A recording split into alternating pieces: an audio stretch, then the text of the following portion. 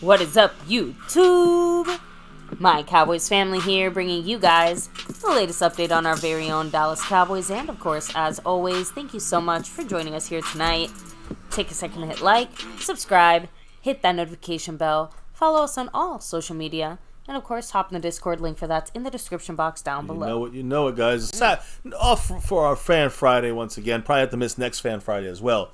But we got our Saturday special going down there, especially our Super Bowl Saturday pregame special, I guess you could say. But it ain't about the other teams. It's about our team. Even pre-gaming for the Super Bowl. You know how we do here on My Cowboys Family. Always that star over everything. We'll talk about a lot of different things here tonight. But, of course, stay tuned. The news, info, updates, as we usually do here on My Cowboys Family. Before we get into all that, though, let's check out who's running the boards. For this weekend could be some of these faces and these names, final times on these boards for this week. We'll see if some go for a repeat, three-peat, maybe more. We'll see. But, baby, who are the people representing that sponsor of the week board, the person representing the sponsor of the week board, and the king of the Cash App? Thank you very much to Stanley Smith. Appreciate you, of course, representing on both sides there. And speaking of representing on both sides, Jason Renfro, as you can see, is the stream boss, holding on with 15 points. Hanging on. And he's repping it as the membership gifting king as well. Thank you so much, Jason. Yes. Appreciate you. Appreciate the love and the support. Yes, much love to you guys, both you guys, splitting it. All four top spots. Stanley Smith got 2. Jason Renfro got the other 2. Now, we look at the at different things. For instance, Calvin Richards back in that navy blue crew. When it comes to the membership side of things, much love to you. We had Snug X drop a $20 holler, and that equals him being in third place currently, all by himself right now on that overall leaderboard. Appreciate him. And we also have Big D in the place to be in the navy blue crew as well. So again, with that, he should, everybody should be, everything should be reflected on the current leaderboard and all up to date and ready to go. So appreciate everybody who dropped the love yesterday/today. And of course, let's shout out those that are in the lead for this week, like the gifting board right now. Jason Murphy got 1 on there, trying to go back to back, but JD from DC, he's got 5 on it. Woo. He's in first place currently up there. Cash App board currently, you guys love him. In first place currently right now is McLovin. So appreciate McLovin, who is currently, a lot of the After Dark drops over there, the party stream over there. So appreciate McLovin. And if you look at the overall board, McLovin is in second place, just a little bit behind. First place, JD from DC in first place. So he currently is, JD from DC is leading the overall board, and he's leading the gifting membership board. One of the best ways to help here. Again, super chat, of course, but you got the gifting membership, which helps, the channel out, but also the family members out getting a membership for a month. So much love there. You also got, jumping in the memberships like Big D did and Calvin Richard. And then, the thanks button, another way of dropping the love. But in the Cash App side, there's 4 ways you can affect things. Like McLovin goes through PayPal, right? So what are the 4 ways you hit up the Cash App and at the same time the overall board? Of course, you have the Cash App money sign My Cowboys Family. You have the Venmo at My-Cowboys-Family.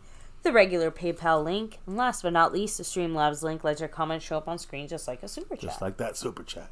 And baby, today, I know we do our Fan Friday shout-outs on the star level and over everything level, but today we do the silver level too. You know how it goes when it comes to the shout-outs. So without further ado, when you do them star, the silver star and over everything level shout-outs. Of course. Thank you very much to Bobby Bottles, Prince Jackson, A. Lavelle, the longest running MCF member here. Thank you as well to the star members Mary Alvarez, Skeptical Fan, Dwayne Broussard, The Lunatic, Marissa Sparkle, Andy Potched, Jason Renfro, and LC. Yeah, Lincoln Kane. Much love to everybody in the house on all levels. Navy Blue too, of course. And, there's always membership perks on every level. And, sometimes we have raffles and things like that. You definitely have perks if you're in the membership. So appreciate everybody who's gifted them, jumped in those, to drop the love every one of these ways. And, hey, I hope you're having a great Friday into your Saturday weekend as you get ready for the Super Bowl. We're going to get some discussion going here about our Cowboys. So before we get to that, baby, who's in the house ready to discuss some Cowboy info? Fuego bringing the heat. What's up? Chris Davis, hello and hi. Raul, much love to you. James Herr, what's up? Chris Davis representing. Daniel Berry Sports, even you, Lisa. I guess we'll shout you out. Well, allow him. Let me see here. Who else is here? Ooh, rolling back. Jason Renfro in the house. Much love to you, Jason. Trying to go back. Asmodeus.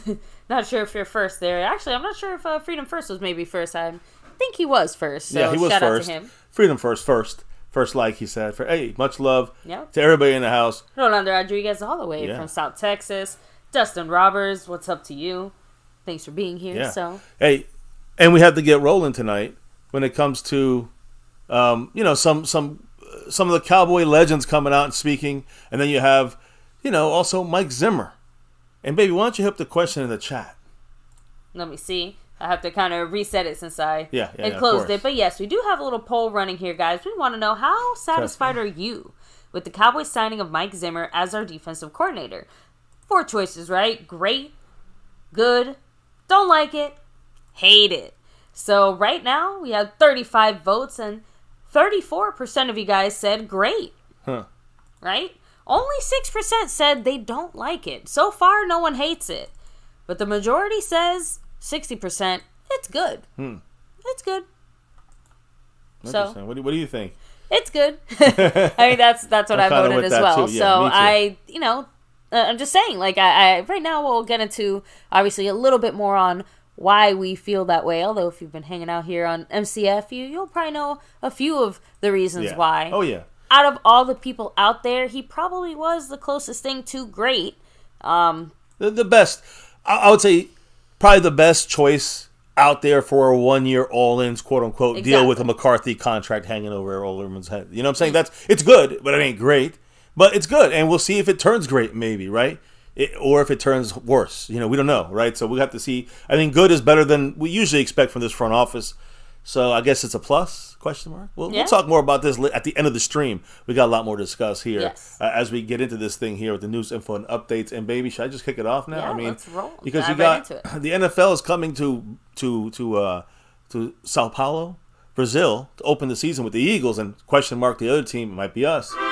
Much love to Chris Miller in the house. Thank you for subbing it up. Welcome to the family here in MCF. But the NFL is also coming to Spain in 2025, España.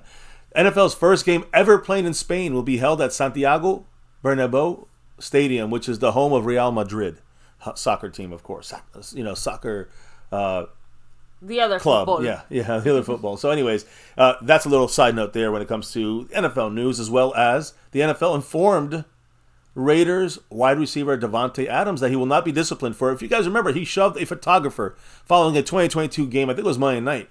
A Monday night game last year, 2 years ago, basically, 2022 against the Chiefs. He was walking to the field.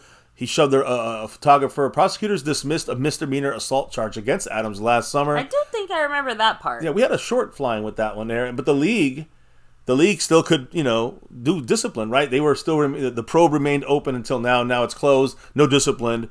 And we're moving on from that. The Falcons, you talk about, different guys that could affect, coaching situations for the Cowboys in the future. A guy one of the few guys I'll keep a tab on is this guy here on the left, Bill Belichick. So the background news, the only team that went an offer to Bill Belichick, the Commanders are kind of interested, they said, and others, but the Falcons were the realest team, I guess you can say, that was going after Bill Belichick. Their owner, Arthur Blank, said that he wants it to be clear Bill Belichick never asked for full control of the Falcons organization. Okay. He said that storyline was not true. But then he also said that Bill Belichick was never offered the job from the Falcons as the head coach during the interview process. So there was never any shenanigans. It just basically, it never even got to the point of him being offered the job. Right. He never was offered the job at all. And but he also never asked for full control, which is interesting for the Cowboys going forward. And someone named Jerry Jones, who, will never give up full control to a GM ever again, since Jimmy Johnson, after he won 2 Super Bowls in 5 years. But look, the thing is, Jerry Jones, if Bill Belichick is not going to take over full control, then this is a guy that could be a serious contender in 2025 for the Cowboys. No joke. And I'm saying it, and I'm hoping it, and that's my hope for the final years of this, whatever you want to call it. That's not a dynasty for us, far from it. But this crew of players. I'm sure some people are wondering why he wasn't even a contender this year. Well, because of the guy to the right of the screen there. Yeah. And Emmett's going to talk about that today. Yeah, that's one of the people wondering. And I'm also going to talk about the man, Jason Renfro, who you can see just plopped up 3 more points on the stream balls from 15 to 18 now. Woo. With a $3.95. Holla. Woo. What did the man say, Mr. Jason Renfro, who right now is the king of the gifting board and stream balls running it? He's keeping it classic with the Go Cowboys. Go Cowboys. Tink you so much. Appreciate you. What's up, Choctaw Montana 808? Thanks for rocking with us. Appreciate you in the house. Yeah, Choctaw's been a little bit, but I see him popping in and out of there. Appreciate him. Always a great another perspective of things. Sometimes we see it eye to eye here at MCF. Mm-hmm. So it's appreciate everybody in the house hitting that like, subbing it up if you haven't yet, and let's keep it rolling here if you don't mind. Maybe let's keep it going because that's the Belichick situation, which is my pick next year. My hope, I guess you're gonna say. Maybe it's a bullshit hope, but the point is. Give me a guy who's going to kick some ass. Mike Zimmer could be one of those type of guys for a 1-year situation. Vote and let us know what you think. Now, a guy that was kind of on our list of a short list of guys who we're planning to interview possibly in the future, Wink Martindale. Don Wink Martindale, former Baltimore Raven defensive coordinator, Giants defensive coordinator last year. Michigan yesterday announced that they're planning to hire him. He went for a Michigan interview to be their defensive coordinator. That's what looks like he's going to be doing, guys. The deal's still being finalized. But it's not going to be an issue. Martindale will replace Jesse Minter, who became the Chargers defensive coordinator, who went there with Jim Harbaugh. Or was it John Harbaugh? John Harbaugh, I'm sorry. Yeah. So, anyways, it was Jim Harbaugh. So, anyways, the point is... Easy mistake to make. Yeah, now he's back. Martindale is replacing their defensive coordinator. Their whole, one of the guys replacing their staff there in Michigan. One last note I wanted to say when it comes to the way the wild card and playoffs are set up. NFL awards the wild card playoff game to Amazon. Let me explain. NFL playoff game will again air exclusively on a streaming service next season. Remember, we did that this year with Peacock, NBC Peacock. Next year, it's on the playoff. There's going to be one wild card game. It's going to be only on Amazon Prime, not Peacock, Amazon Prime. And that game is going to be basically the second time as a playoff game is going to be available on an exclusive streaming service. This is starting to get a little annoying. I'm not going to lie. It made them money, the NFL. They ain't going to stop doing it. So Amazon could have aired a playoff game this year, but they chose to pass on the opportunity. The NFL then shopped the game to Peacock for $110 million. The Dolphins-Chiefs game on Wild Card Weekend, it averaged nearly 23 million viewers. About 1 million who watched over the air simulcast as well. So it sounds like Amazon either one was waiting for something like this that was a little more worth it, right? Yeah. So, Jason Renfro. I think they'll try to see if somebody else testing the waters first, Jason Renfro with the dollar holla. I know what he said. Go Cowboys. No. He said, Go Cowboys! Okay, just... I was going to say, I'm like, what do you say? Waking up the room. Anyways, again, it's likely that the success from the Peacock game helped Amazon overcome any kind of fear, right? So, again, if there was any fear at all from them, it was, Amazon had successfully streamed a whole season of Thursday Night Football, so they knew it could do it. You know what I'm saying? It wasn't like, and they didn't have difficulty. They paid $1.1 billion a year over the next decade for that chance to do that. $1.1 billion every year was what they are paying, and the price tag of this $110 million is high for one game, wild card game. It's not really that much higher than $73 million a game average for Thursday Night Football. Remember that.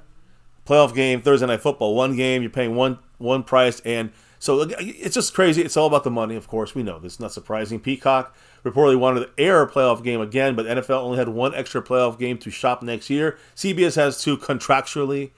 Fox has 1. NBC and ESPN/ABC have 1 each.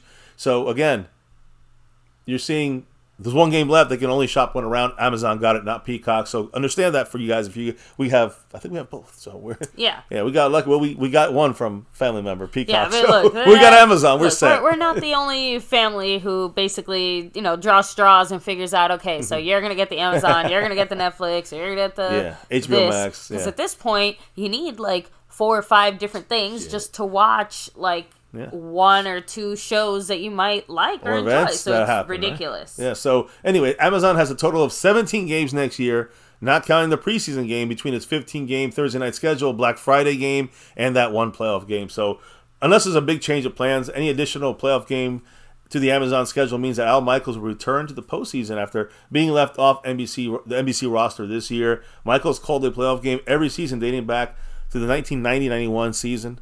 And, of course, that streak was broken this year by Amazon. Mm-hmm. So, anyways, any quick thoughts on that before we get to the Cowboy-centric stuff?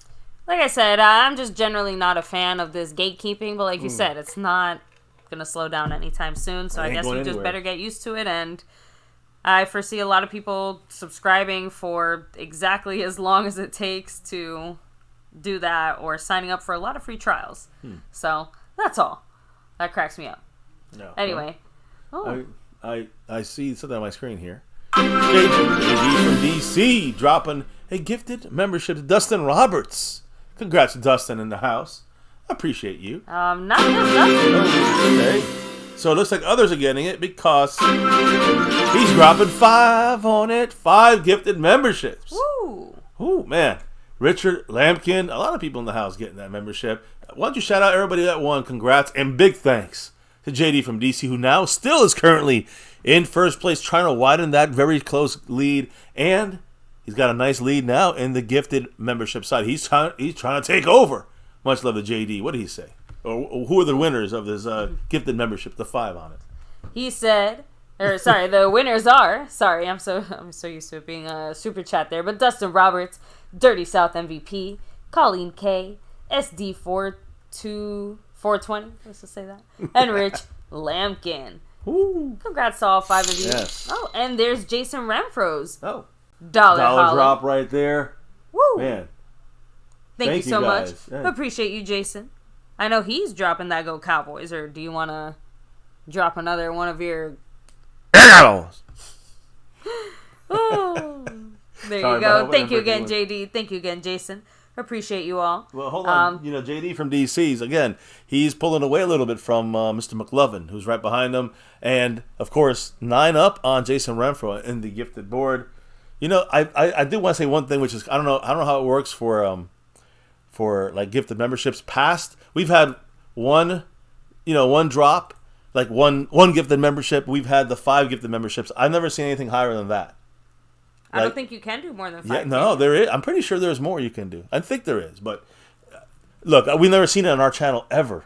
Keep that in mind. Okay. It's still one thing we haven't seen. Like we've tapped out even the super chat, the colors and all that stuff, but we've never tapped out how does it look or how does it go down when it's 10 gifted memberships, or I don't know if there's 20. I don't know what the limits are. That might break the stream, considering when we get 5, the thing goes. Yeah, that thing starts to go crazy on us. But I don't know how much it would do with 10 or 20, something crazy. Anyways, much love to JD. Much love to, like you said, Jason Renfro, who's up to 20 points now after his drops that flowed through there.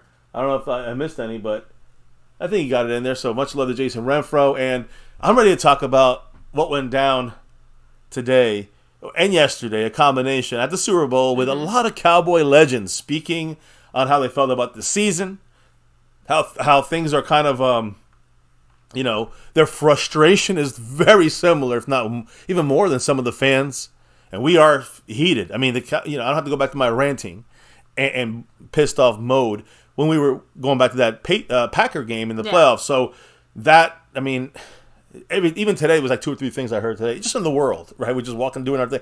And we're hearing things about, the Packers, Cowboys were 7.5-point favorites, and we lost to the Packers by whatever, 14, whatever it was.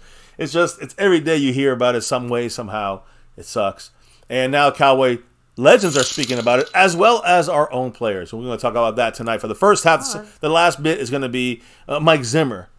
A scheme, breakdown that you guys are going to enjoy. It's going to be a nice, smooth one, and be easy to understand how he's going to at least definitely should be doing with our team going forward here. So much love to the man, Jay. Talk about a takeover, baby. Hold up, he just took over the stream boss with that $20 Tony Pollard holler. Woo! Much love to JD from DC, man. He's now got everything but the Cash App in the lead right now for a 75% takeover here on My Cowboys Family. The man repping that star in enemy territory. What did he say, baby, with that $20 holla? He said, guess who's back? Woo. No Zim. JD from DC is him. Well, Zim's back, but so is JD. And he's in first place. He's got that stream boss. He's repping that star for everything. But thank you so much, JD from DC. Appreciate you, of course. Yes. Shout out to you. And Chalk Tie, like we said, it's all good, Like we said, we agree on more things than you think. So I love. I don't know about Nah, but Well, just saying, we agree on more things than you think. I know. I love the discussions, even when we agree and or disagree. Exactly. I like it. So here's the thing. I'm going to do something a little different here in the background. If you look at our virtual YouTuber background there, I'm taking it away for a second because you're going to see some faces behind there we're going to discuss today. Of course, Mike Zimmer behind me. But in between the wife and I is Emmitt Smith. And the frustration is real, guys, for Emmitt. As we heard in the beginning, right? You have the shorts up here. Yeah, I have it up here. You guys seen it all over the place of Emmitt after the game, after the Packer loss, and what a disaster it was for all of us. An embarrassment, a disgusting display to see that on the. What kind of product? I have another one. I don't know if I even have it in quotes, but Emmitt Smith is like, how can you not fire McCarthy when you see the shit you put up on that field? It's not. You don't adhering to the standards of the star, and people. It is about that. It's not just getting out there and trying to just. Get to the playoffs, and it's not about. And we know it's about winning the Super Bowl, and every year it's the hope. How do guys that haven't been on the team in 20-something years, have more heart, more respect for what it means to rep the star than, well, I won't say. than our whole crew of new guys, all of them. But it's because they've lived through it, they've conquered it, and they've won, and they know what it takes to win, right? So Emmitt Smith already went viral this week in Vegas when he voiced his displeasure on the Cowboys' exit against the Packers there. He was on the Maggie and Perloff show when he said that he would have fired Mike McCarthy if he was a general manager. And then he was asked about it again, I think on NFL, again, I think I posted it as well, but on the NFL Network, he was on multiple places. But what did he say in this interview here, baby? So why don't you break it down for us? Because of Emmitt Smith. The reason I was surprised, as far as like McCarthy coming back, is because of the things that were discussed last year. And you let Kellen go, and Mike is running the offense as the coordinator, and there's supposed to be some level of commitment to running the rock, and I didn't see that. And you start looking at some of the things that transpired late in the season from a head coaching standpoint, some of the decisions that were made by the coordinator himself, it didn't line up. The way we got bounced out of the playoffs, oh my gosh. It was such an embarrassing moment.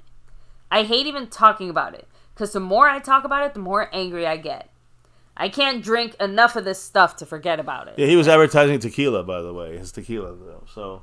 So, and again, he kind of went on to say what he actually thinks about the team, right? Like, as far as, like, what they're supposed to be doing. He's saying, what? Yeah, no. I'm saying he was hot. He wasn't just saying this, like, nicely. He was pissed off. Obviously, critical. It's hard to convey that type of level of anger and toughness with my No, it's not just that, though. But I want to make sure people understand the context of this before you actually read it, because you got to kind of say it with the same fire he's going to bring to it. Because Emmitt Smith was critical of the Cowboys' toughness and said until their mentality changes, the playoff results are going to look the same. Getting that one and done, getting bounced in a divisional round, losing at home against the 7th seed, embarrassingly, right? So what did he say about the toughness factor?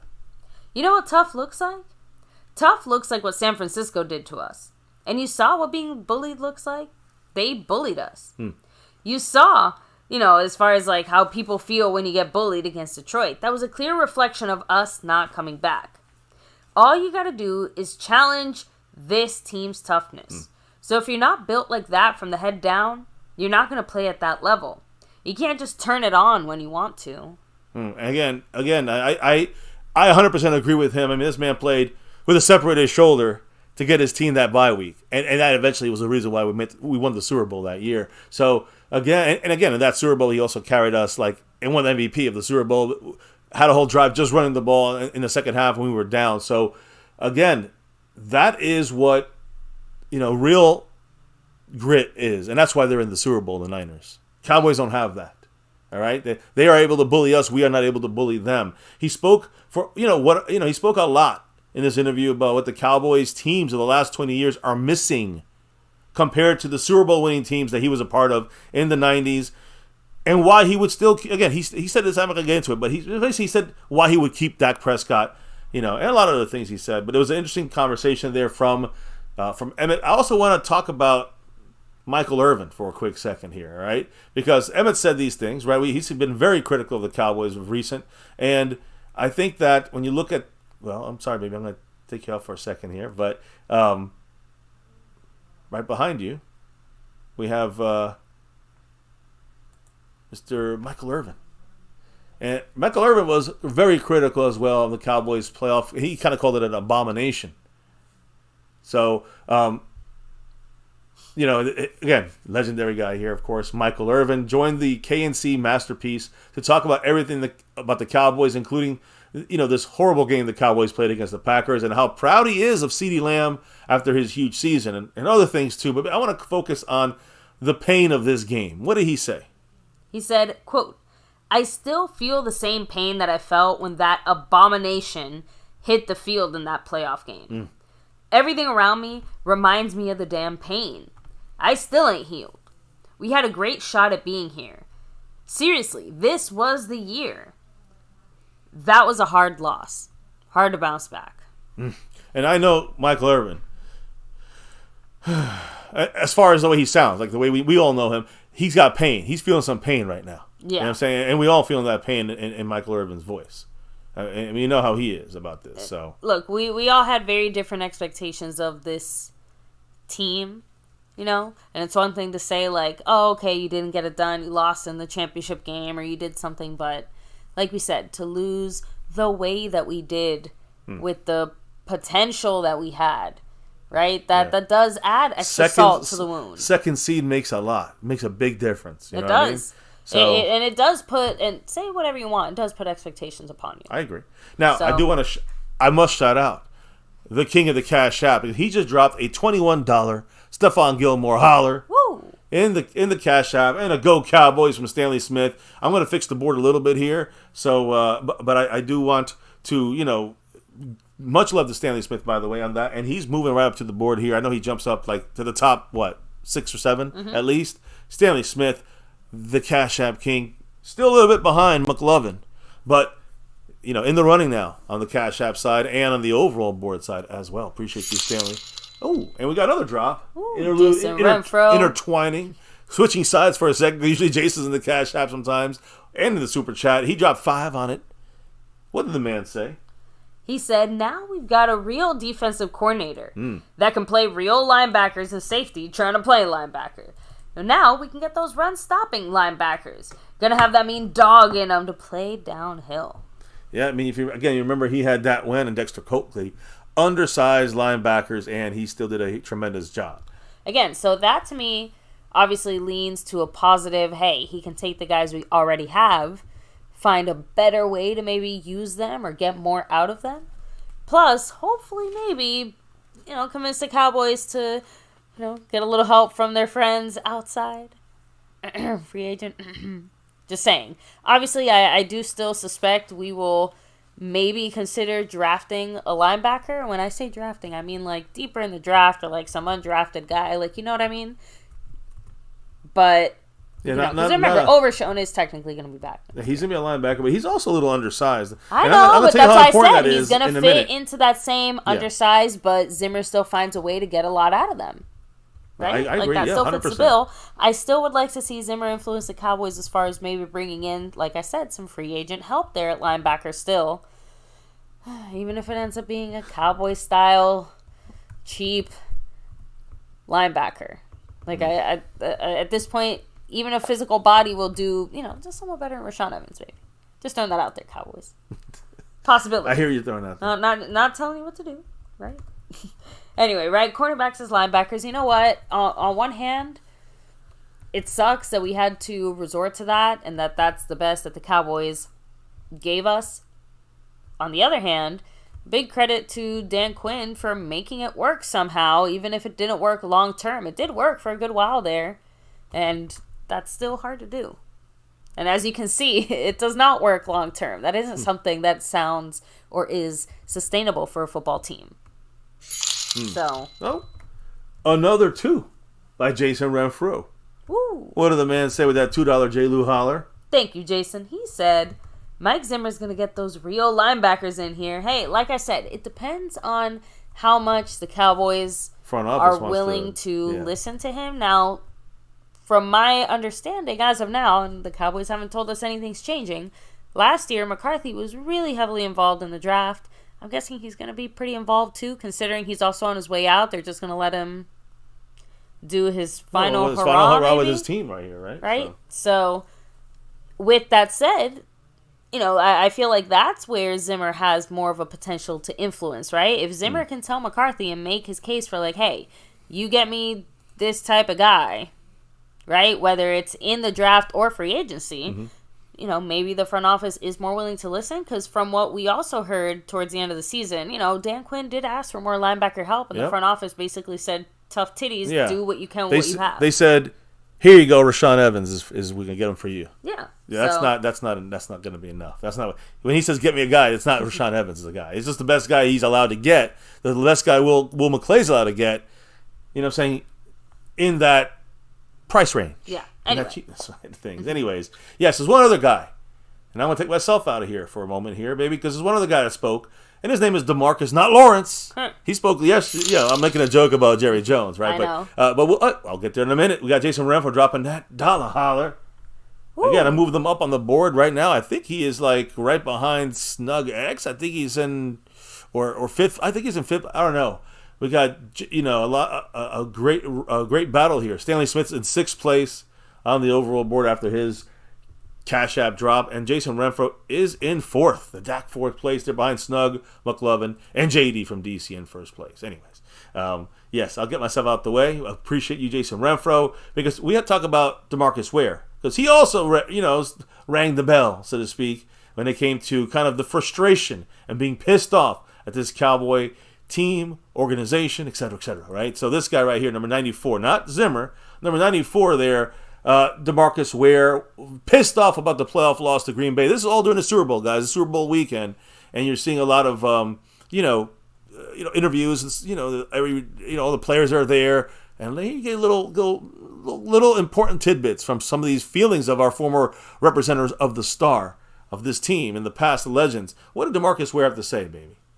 I was so pissed by the way that they played the game against the Green Bay Packers. It's one of those things where you won 16 games at home by 30. Cool. You go in there and you're confident. But you've got to know that when it's playoff time, none of that matters anymore.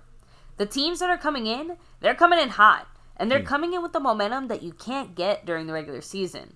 And they came down to the Dallas Cowboys Stadium and made a name for themselves. And I'm still feeling it. I'm the ultimate fan. I'm pissed. There are no words that I can use right now on the air that can describe how I feel. Some changes are going to have to happen. And that means if you're going to go, right now we know we're not losing McCarthy. If you're going to go all in, then you got to actually spend some money, Jerry, Steven Jones. Both you guys got to get your asses in gear and get some guys that these coaches can, some better upgrades from what we had last year. How's that? That's the easiest way I can say it. And you know what? In a 1, 2, 3 ABC kind of baby way. These fucking front office assholes. DeMarcus Ware also might be a little bit biased, but he also kind of put more of it on the defense, at least, as far as what he was the most disappointed with. Now, let me go ahead. We got a drop. Actually, I think it was a double drop there because we had Jason Renfro jump in there with a dollar holler and a Go Cowboys. Woo. And then we have McLovin, the man McLovin, which, by the way, I got to reiterate this. He is second place on the overall board, still is. But for that crown and that Cash App side, he's currently in first place.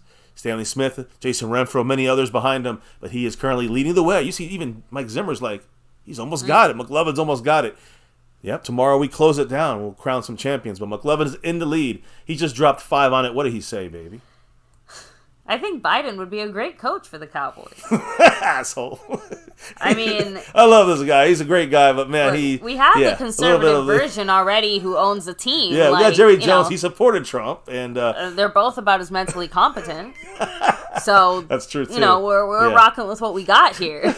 Okay, we're trying to Steven Jones our way to. Yeah, I know. Listen, we tried our best to not make it FCF after dark. So nice try though, McLovin. Appreciate you.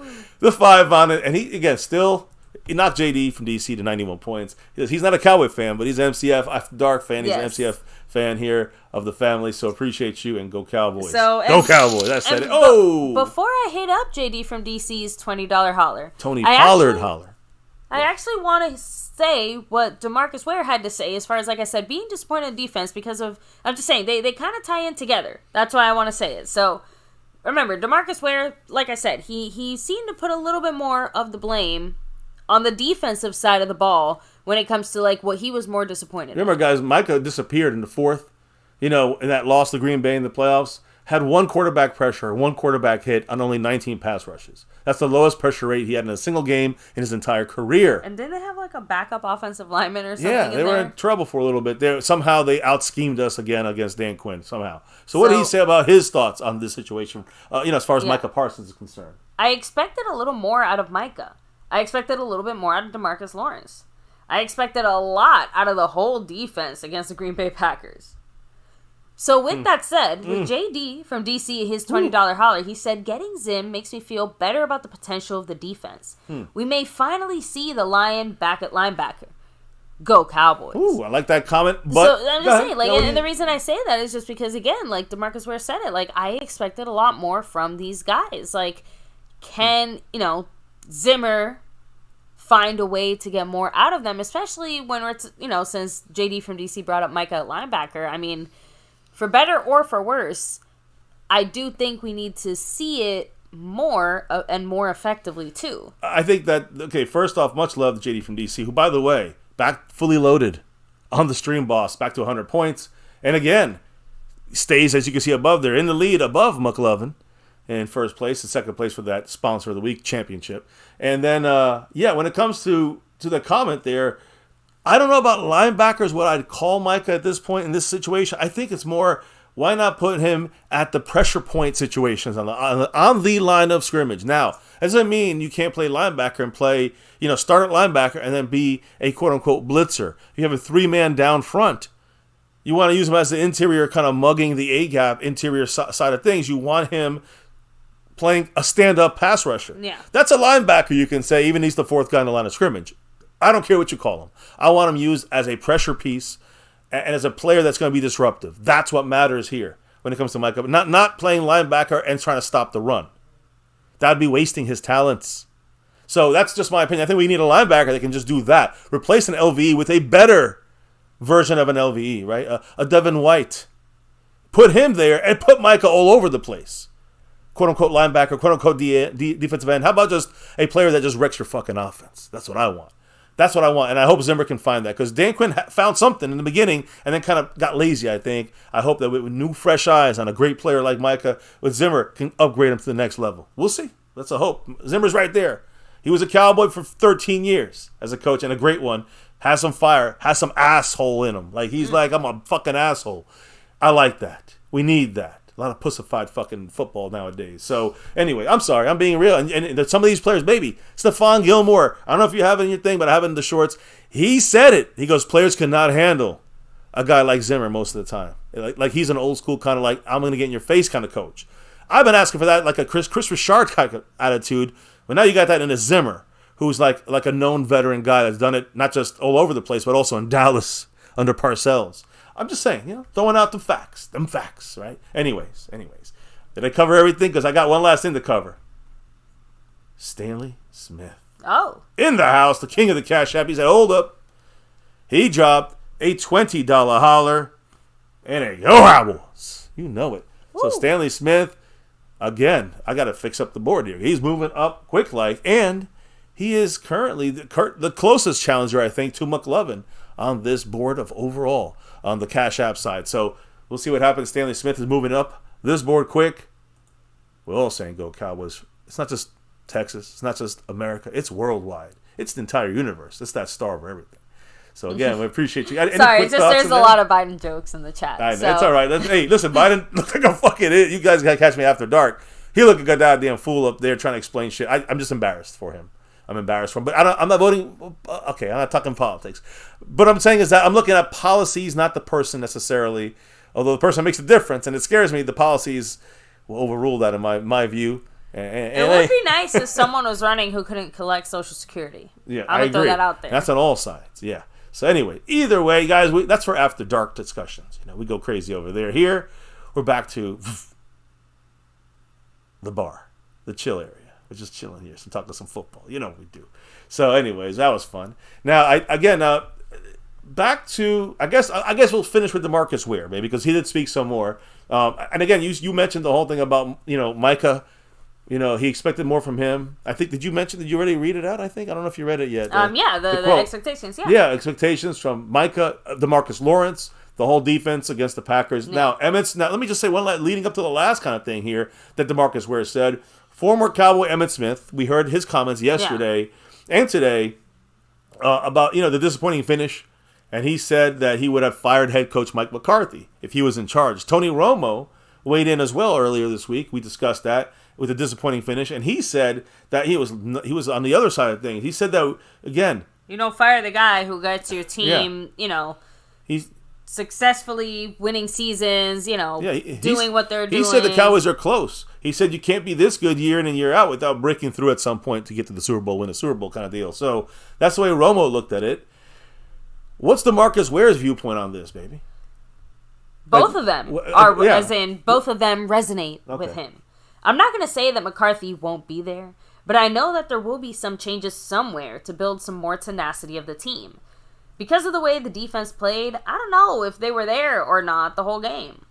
The offense kept us in there enough, but the defense can't do that. If you played tremendous 3 or 4 games before that, teams were maybe scoring 10 or 14 points on you, then you give up 27 at halftime. It doesn't work that way. So, I hope there'll be major changes because the team is too good. I felt like this year was our year with everything we had. Let's not worry about feelings. Football isn't about feelings and emotions. It's about results. So let's go for that. What do you think? I could not agree more. I mean, like I said, Romo isn't 100,010% wrong, right? Like, this team has gotten closer in a lot of substantial ways, and going from this year, or from last year into this year, I mean, realistically speaking, we are relatively consistent, right? So it's not like outside of the Dan Quinn loss and Joe Witt, from a personnel player perspective, there isn't going to be as much turnover from the bigger key pieces that are actually keeping the wheels going here. So when you look at it from that perspective, we are pretty close still, right? And a lot of these guys are still in their prime, right? Like, I don't know, I'm just saying, like, we still are in that era of it can be our year. And that's my point. You know how I say that. I think that's why I say, when I say Bill Belichick, that's why I say, I know he's got a couple years left in his life as coaching, so let's just get doesn't necessarily have a couple years left. That's my point. We're both in this. Bill Belichick's coaching lifespan and our lifespan with this crew is at the same ending point, and so that's the perfect matchup to the one last hurrah. If you got to move, if you got to sit there and deal with another McCarthy season for Jerry Jones and just Stephen Jones to save face and keep the same consistency, I guess, which is 12-5 and then losing the playoffs. Jason Renfro never losing, dropping that $20 Tony Pollard holler. And taking 20 away from JD from DC, down to 80 points on the stream boss. Jason Renfro, by the way, baby. And again, with Stanley Smith's drop, he's in 5th place. I think 5th place for Stanley Smith, snug in 4th. Jason Renfro jumping snug into 3rd. McLovin and then JD from DC in the top 2 spots. But yes, much left. All these, the top 5 crew. What did Jason Renfro say? Mike Zimmer's going to get those mean dogs. They're going to bully players on the field from the draft this year. Like Jalen Ford and Tavorde Sweat from Texas, and then free agency to get the pieces he needs for his defense to make it successful. That's the playoff. I mean, the drafting guys in the draft is key, and it's also very key which free agents guys we bring in. That's a combination of guys that tweaking on offense a little bit here and there, running back, offensive line, maybe receiver. Again, but defense is what we got to look at here, right? Conclusions. Get his Zimmer's guys. The offense was keeping us in the game, right? Playoff game, yes. It was not the offense that somehow allowed 27 points to be scored, although, 27, 47. I meant like by halftime. Oh, remember, you're right, 27. I'm talking about Ware's comments 100%. Specifically here. I'm trying to bring it back to exactly what he said. So, but you're right, I should have clarified, because then it sounds weird. Anyways, we got JD from DC with that 2-0 as well. A $20 holler, trying to stay ahead of there, making sure Jason Renfro not only tries to catch him, but also fully loaded on that stream boss with 100 points. Much love to JD from DC, repping an enemy territory in the lead on 3 different parts of this board. Baby, what did the man say? The year or so Zim had with Parcells and the year off will make him more dangerous. this is a year or bust for this whole coaching staff. Oh, without question. I mean, with McCarthy's situation, JD, it's like he knows if he don't win. He does not have a contract extension. If he was doing good enough, right? He's doing good, but not good enough. Which means with the talent we have, the investment that the Cowboys front office feel they've made, Mike McCarthy should not be getting bounced as a second seed by the Green Bay Packers in the first round of the playoffs at home when we haven't lost in 2 years, basically. That's the issue there. So, yeah, I mean, he's not, this whole season. Really, I thought it was last season. Some of us thought it was the season before that. That everything rode on that. Well, last year it was the Sean Payton. 2 years ago it was the Sean Payton thing over his shoulder. And now it's going to be, last year was the playoff thing over his shoulder. I think this year it's the playoff thing and Belichick over his shoulder. Because Belichick's just waiting to come back in the NFL and show the league, fuck all of you who passed on me, who didn't want me. The Cowboys want me, and we're going to win one without Tom Brady. That's what we're going to win it with DAK and the guys that they still have cornerstones of this team that have 3 more years after Belichick, let's say, gets here. 2028, 2027, that's it. 25, 26, 27 with Belichick, and we got to do it by then. Or it's done, passed by, and we got to start over. New coaches and new players. I'm just throwing it down. This is the end of it right here, the end of this era of players. We'll see if they can squeak out a Super Bowl or something. Let's see if we get lucky. By the way, Eastside did actually get he's in a little timeout corner for a little while. He was getting a little annoying even for me. All right, I always trust you. Leave it in your hands. Basically, whenever I get annoyed by him, I time him out. All right. So there you go. That's the metric. Where's that line? Who knows? Every day it changes. Sometimes he's less annoying. Sometimes he's more annoying. Eastside. Wear the dunce hat. That's it. Keep the dunce cap. Keep moving. Now, we got to also talk about a couple other guys, baby, in reference to all of these comments by, for instance, by our own players even, DeMarcus Lawrence. Now, you remember DeMarcus Lawrence made some comments the other day, and I'm going to bring that up here in a minute, but I just wanted to say the 2 guys that were interviewed about this DeMarcus Lawrence commentary, the 2 guys, I'll throw up DeMarcus Lawrence here, but it was Stephon Gilmore, who's a free agent right now, and Brandon Cooks.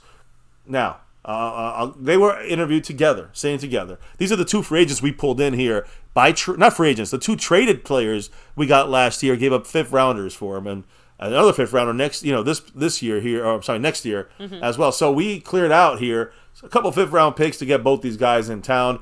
Brandon Cooks is still going to be a Cowboy. He's still under contract. Unless we cut him, we get $8 million back if we do. Post June 1st cut. And Stephon Gilmore is a free agent. Will we sign him back? He just had that right shoulder surgery. He's going to be out 4 to 6 months. We'll be back basically sometime in training camp. So maybe that makes him cheaper. But either way, guys, they were both handing out flowers and good vibes before the Super Bowl in Vegas. Unfortunately, we're not there to play, but they're at the Super Bowl tour and doing some stuff there. They definitely get along. They're definitely friendly, and they're coming from 2 different teams last offseason. They were asked, the first basically question they were asked is, what about DeMarcus Lawrence's comments about being burnt out? And in case someone missed it, I'm just saying. He raised eyebrows this week when he said this about why did we lose? Why did we get upset? The loss by the Packers in the wild card round at home. It was due to fatigue, according to him. What did he say again, baby? DeMarcus Lawrence? All honesty, I think the main thing is we was burnt out.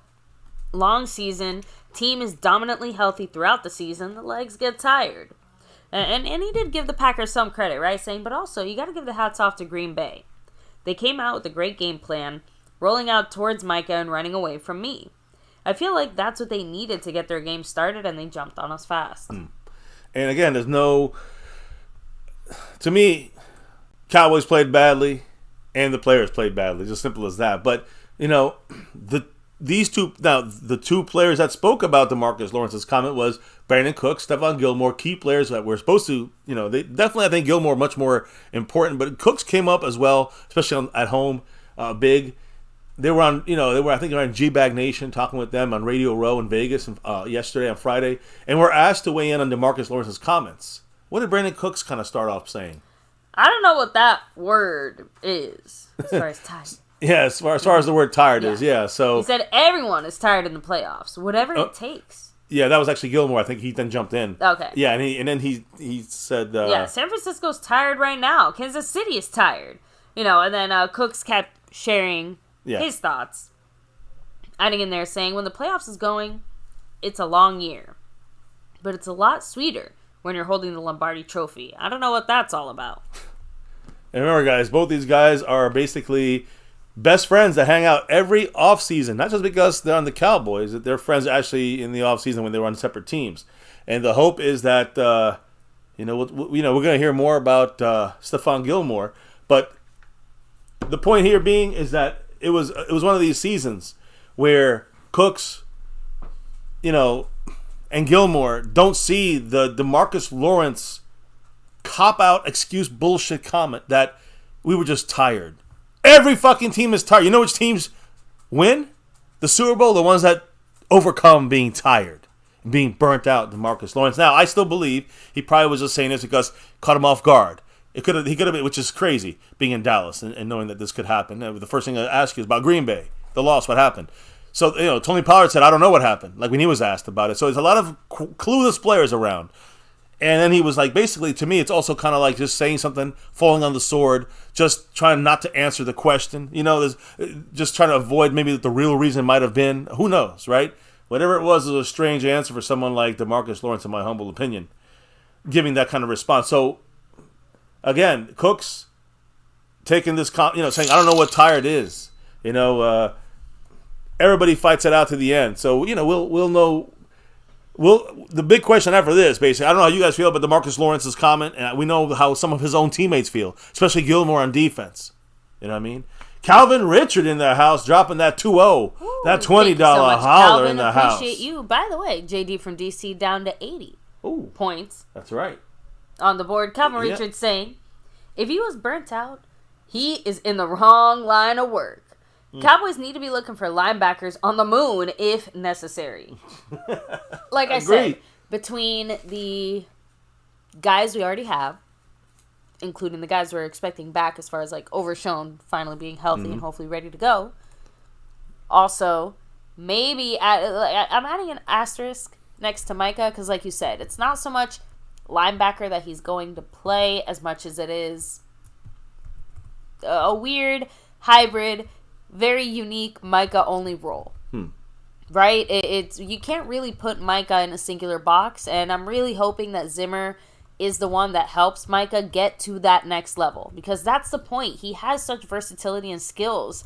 Like, let's get the handful of people we need on this defense to make those guys shine so that we're not sitting there disappointed, right? But I don't know if we can do anything as far as like their attitude and the way they're playing, but damn it, give them something to maybe want to play for, attitudinal wise. So, and I hear 100%. Yeah, I think I'm just saying, like, Micah, obviously, if you want to talk about being mentally worn down, like, shit, not getting those. Micah didn't say that though. That Marcus Lawrence said. Oh no, I know. I'm just saying, like, if you want to take Tank's words as semi-truth, right? Maybe Micah because the whole defense mentally was just not bright. Yeah, not. And that's right a lot leads back to Dan Quinn, Mike McCarthy getting them ready.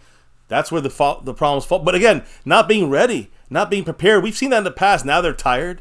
I think that was a kind of a cop-out answer from him. I don't know how much I just don't know how much I really believe that DeMarcus Lawrence really feels that way. I think it was just, they were tired. It's one of the reasons, but there's something else going on. We don't know. We don't know about yet, but Mike, we know about this. JD from DC trying to pull away, dropping a Sean Lee General. Woo! $50 holler right there. Whoa. Much love from JD from DC, repping that star in enemy territory in first place. What did the man say, baby? I will not be denied.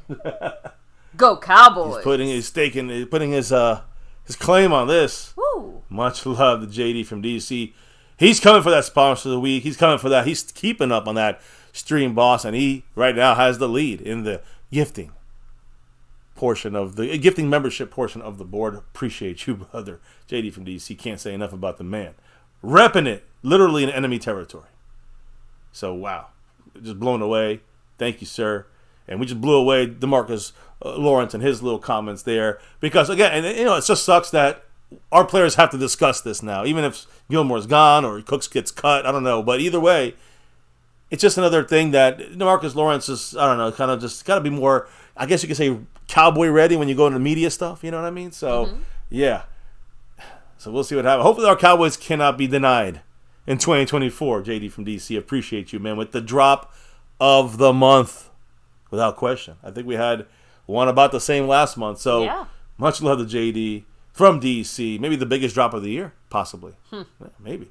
So much love again. Now, it wasn't over, baby. There was more comments around here. And, Brandon Cooks didn't say much more of I would say, of much substance in the rest of this discussion here or interview. But it was more about Gilmore. Remember, he's a free agent.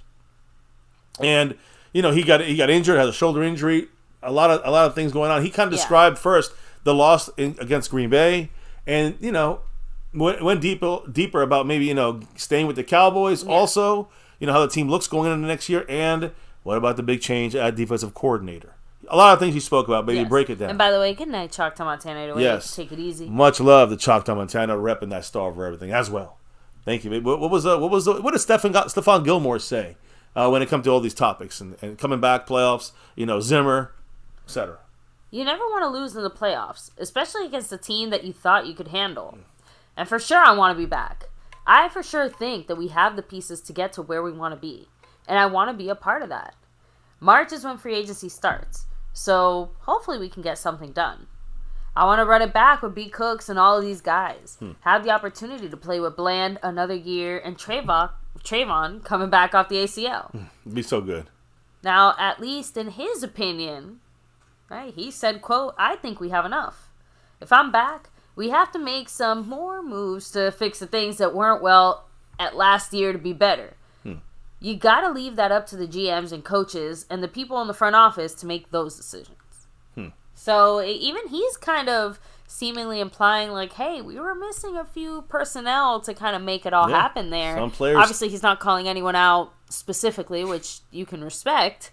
That means Stephen Jones. That's what it means. I'm telling you. Stephen Jones. And I mean as far as like the players, like defensively speaking, he obviously feels like some people were not really holding up their end of the stick. Or their end of the bargain. I hear you. I understand. No, I agree. The players weren't performing as they should. Some of these situations. But I also think the Cowboys, and this is said by not having personnel. Like we don't have the right linebackers here. I'm going to prove it to you in a minute. But we don't have the right linebackers here for teams that want to run consistently on the inside on our defense. And that's what happened in the playoffs. The Packers did the same thing to us. They did 2 years ago in overtime and beat us in Green Bay. We were up by 14 in the fourth.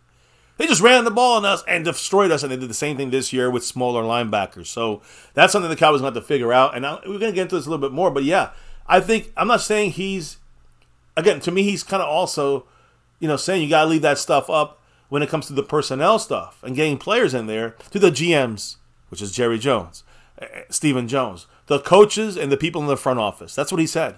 So those are the people making the decisions to bring the personnel in here that's right. I think there's a consensus that we didn't have the right personnel as well, as Dan Quinn maybe was losing a little bit the flavor of the touch there. He had in adapting and making adjustments. But I'm just saying, that's what I got out from Stephon Gilmore's comments there. The other thing he said, which is, of course, one thing we're going to talk about here after we discuss a couple more comments from our players, is this guy, the new defensive coordinator for the Dallas Cowboys. Stephon Gilmore knows a lot about Zimmer.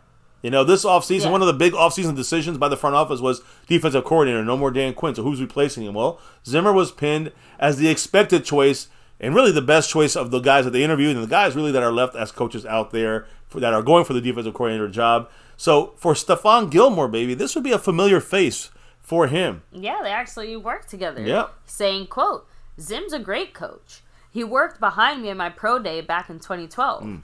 Every team he's been on, he's had a great defense. He'll be a great coach for the Cowboys. So again, I think that's why honestly, he's ready for that fire that he's going to bring to it. While I don't disagree, like what exactly is he going to say when he's trying to get back on this team? Like, of course, no, I agree. Zimmer sucks. No, but at the same time, obviously he wouldn't want to be back on this team, knowing Zimmer's going to be leading it if he didn't actually at least like Zimmer. The thing is that whether you like him or not, here's the thing that when they spoke about the way Zimmer is, and you'll hear on our shorts that we upload, and you'll see other things, you'll see that Emmett Smith knows Zimmer only for about 6 years or so. He knows Zimmer what an asshole coach he is. You see it with the behind the scenes with the Bengals. You see it with the behind the scenes with the Vikings. You're seeing the behind the scenes asshole from him, and he's done it his whole career. So. I mean, he does it sometimes creatively when he's in the game on the field. Sometimes he has to just get in your face. But that's the thing is, when they asked Brandon Cooks and Stephon Gilmore, hey, what about his asshole kind of coaching way? And Gilmore kind of expanded on what you said about the way he coaches, but also, kind of saying, like some players, he was asked, can players handle that? He goes, I don't think players can handle it nowadays. Most players cannot handle his tough coaching nowadays. And Gilmore's like, I'm all in for it. Like, he seemed ready to run through a brick wall for Zimmer. I think some of our Cowboy players fucking need someone like this. We had too much pussyfooting. We had too much, kid gloves bullshit. We got to get a little tougher. And that means the coach, not just saying it, not just drafting a guy. We got to do it. With the players, with the coaches. They got to be assholes. They got to be angry and get these guys offended. Offend DeMarcus Lawrence. Tell him he's playing like a fucking $13 million guy, not a $27 million guy. I don't know, even though he got to the Pro Bowl. I'm just saying, like, I don't know what to say. You got to piss these guys off, whatever it takes. And that's what you got to do. You get these guys mad, they'll fight for you. And I think that is what we need to see from the defense. And I don't know, that's my 2 cents on that. And again, I'm going to roll right to Micah because he actually made a couple of things known. I don't know if you want me to go right to that or take a breather here. Yeah, let's go ahead and keep it rolling because I know we still have a few other things to say. Yeah. So, again, when it comes to Zimmer, we'll see what he does. But Micah Parsons, he actually said a couple of things. First thing, he did it through, you could say, he did it through Twitter. Which, basically, in an interview, he did say that, he said that, and I'm paraphrasing, T.J. Watt is not a top 5 pass rusher. A lot of people think that's a horrible take, but let me just add one thing in there. 6 Pro Bowl tackles were asked to list the 3 or 4 top edge rushers in the NFL right now. And there was a consensus, all of them, all 6, in no specific order, said Myles Garrett, Nick Bosa, Micah Parsons, and Max Crosby. All 4 guys are mentioned in every single response. The only guy that was received was Joey Bosa. Outside of that. So there was no mention of TJ Watt in this mix as a great pass rusher. So keep that in mind. Just Micah kind of, I don't say he's starting a rivalry between him and TJ Watt, but he just wanted to bring it to light as well as speak about it when it came to the pass rush win rate, the double team percent when you're getting double teamed, right? So how good was he when it came to Micah said this. Micah said, quote, look at the pass rush win rate and double team percentages get cleared. Like, get the fuck out of here. Understand football. Continue to be a fan. That's why you do not vote. And he's talking about, like, he's taking some shots at some of the votes, saying, hey, you guys look at how many times I was double teamed and how I still beat everybody out, number 1 in the league, which he was. That all these guys. Specifically, he's trying to go after TJ Watt. In most situations, TJ Watt, he's in the red. He's last out of these 4 guys. So I think he's upset that TJ Watt got more votes than him. And he got in second place. Micah was third. So, again, he's just out there on a mission right now trying to say, listen, I'm better than TJ Watt. And it starts. But then, on his show, he had a major kind of interview. And it was a couple different people. Jordan Love was on his show, who beat us with his Packers. And he broke down the game plan that destroyed the Cowboy defense wild card week. And even though Micah's saying these things about being an edge rusher, being the best, whatever, or being better than TJ Watt, he still took some criticism from Jordan Love. It was interesting to hear, baby. Very good interview. I might put it up there in parts as a short. But you got to take what Jordan Love told Micah Parsons as an example that the Cowboys were getting out-schemed and really didn't have the personnel to stop them. The game plan, basically, wrapping up what Jordan Love said, was just to run the ball. That was their game plan, and just keep running the ball. He said, quote, I'm not talking trash. I'm not trying to talk trash, but I think you had a defensive back playing linebacker. End quote. That was from Jordan Love, which meant that's Marquise Bell. So we're going to run at Marquise Bell and double him, and I don't care how quick he is, he ain't getting away from 2 big linemen going down his throat, right? So I'm just saying, no pressure up the middle, which we didn't have from a run stopper. No pressure up the middle player was named for the Cowboys because when it came to all the guys that they were breaking down for the Packers, so this was what he said basically. And we have what? How many 3-techs do we have in this freaking team? We made Mozzie a 3-tech. Nobody can get pressure, and they know that this D cannot stop the run. Inside, we couldn't get pressure. from the interior. Even with Osa being our best, still wasn't good enough. And then this is kind of what Mark Hofstepian had said a lot. And then the thing I keep saying is that we couldn't stop the run. The linebackers, they keyed on our linebackers and overran them. That's why Overshown might not be able to do these things either. He is not a run-stopping specialist. He's a kind of a flying all around kind of guy. So you got to fix the interior of the defensive line and get a linebacker in there that can stop the run. And I'm telling you, you give that to Zimmer, that's how you help fix this team. So Micah can be still the great pass rusher all over the defensive line that he needs to continue to be. As a linebacker, blitzing, or as an edge rusher, attacking. I don't care. I don't give a fuck. Just get him out there creating pressure. And you get linebackers and interior guys that can get a little pressure on the quarterback and can stop the fucking run when it comes to defensive tackles, 3 techs, 1 techs, whatever techs, and linebackers. Okay, I'm going to stop there, baby. I know Micah said a little bit more. But I saw Jason Renfro dropping that dollar holler. Yes, he in did. the super chat. What did the man say? Go Cowboys. Hell yeah. Or as I like to say, yeah, Cowboys. I pride myself on that Go Cowboys. Again, I certainly can't do it. Yeah, So not with the same pizzazz. Intensity. So. Oh, sorry. Anyway, I'm cracking myself up here. It's okay. I like it. Let me go ahead and talk on the things that Micah actually. Yes. He did actually speak some more. When you hear this stuff happening, like, he spoke not on his show. All of this is not from his show, but when you hear people talking about like our weaknesses and issues here and there, it's about stepping up and saying, hey, listen, I was at fault as well. This team has to be as a group. Hey, we were all at fault in some shape, form, or fashion. On defense, I'm specifically talking about within the defensive side. So what did Micah say when it came to that? We need to have way more accountability. I just think we let things slide too often because we know we're good. That's all about me. I want to change the culture. I want to change the identity of what the Cowboys are. Cut the extra stuff out. I just want people to lock in for 22 weeks. 7 months can change your life, and I'm ready. I mean, again, he's a different kind of talker than DeMarcus Lawrence. DeMarcus Lawrence don't make me feel like he's genuine.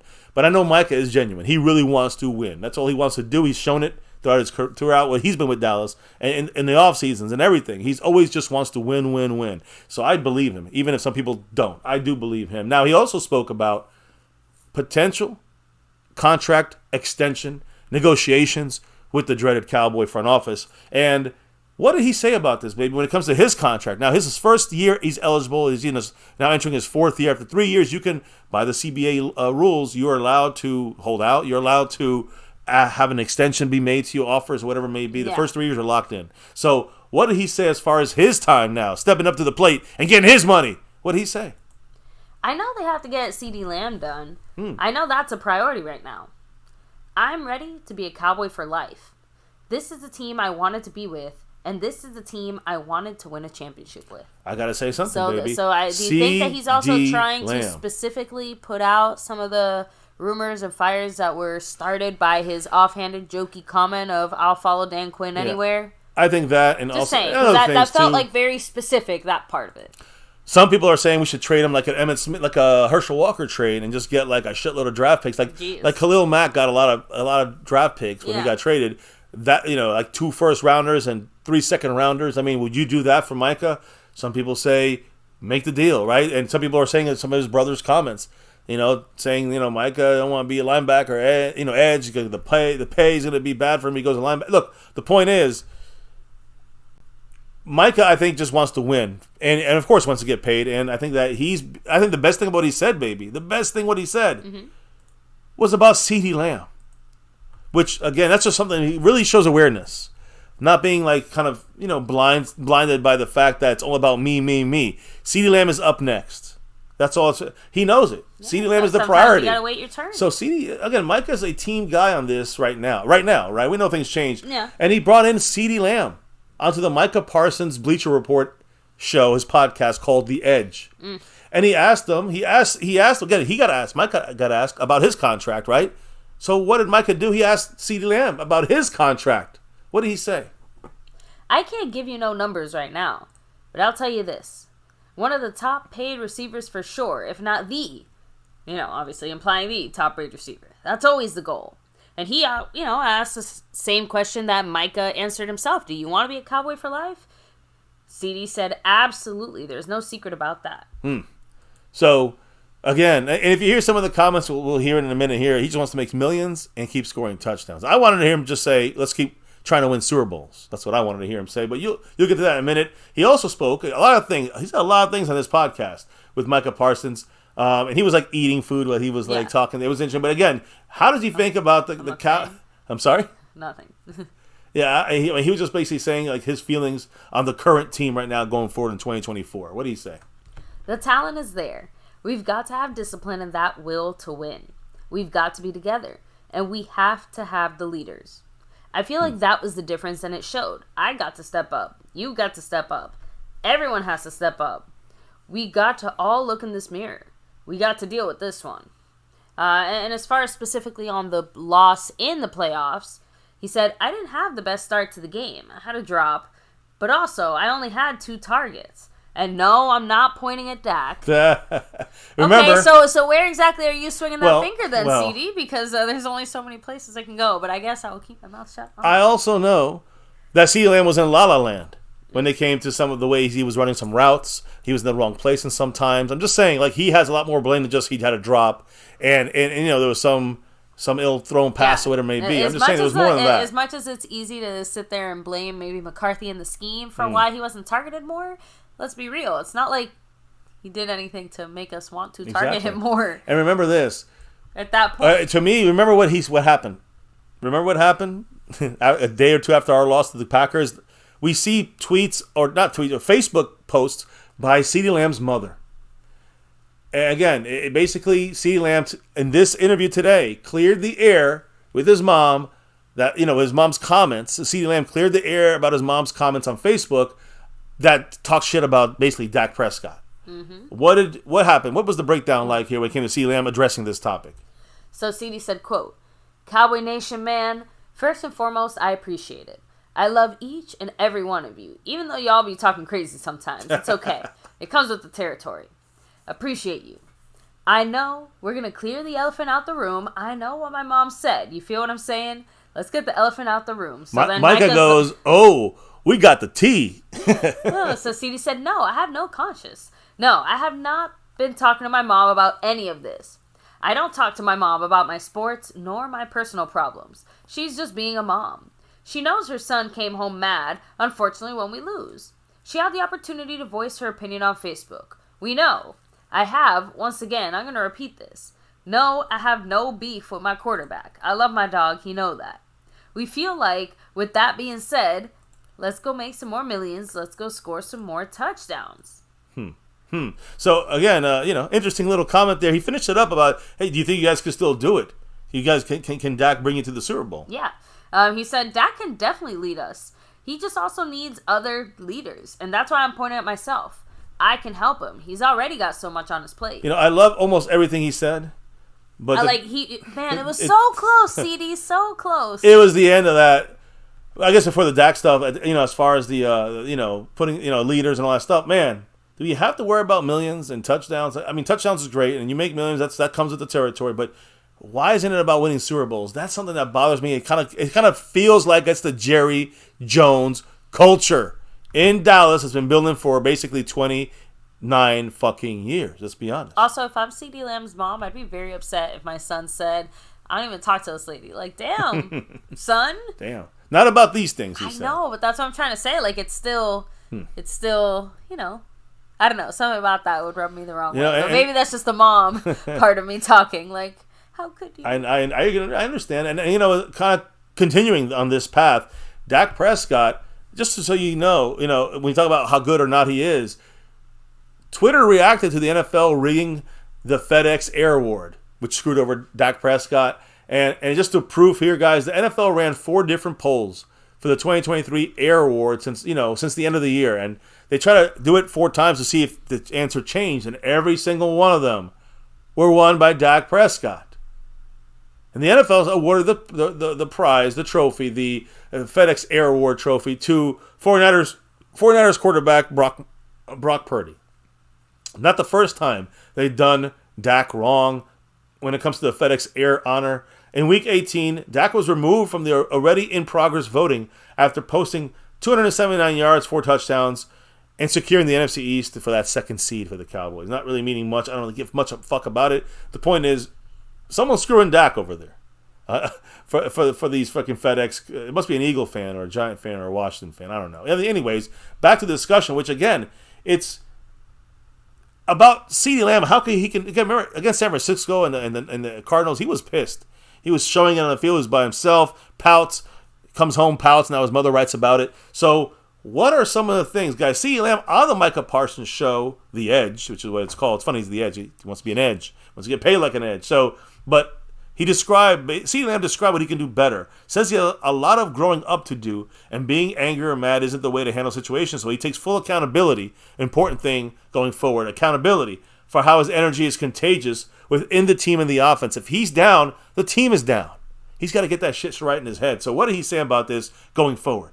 What needs to be done? First and foremost, I do got to grow up. There's plenty of ways for me to handle different situations. Me being mad is not one of the answers. I know this. I just feel like that's contagious. I can be more of a leader. I can be more vocal. If I'm going to take this label as being one, there's times where I have to get out of my shell and get out of my comfort zone. I want us to be who we're supposed to be. The number one offense in the NFL.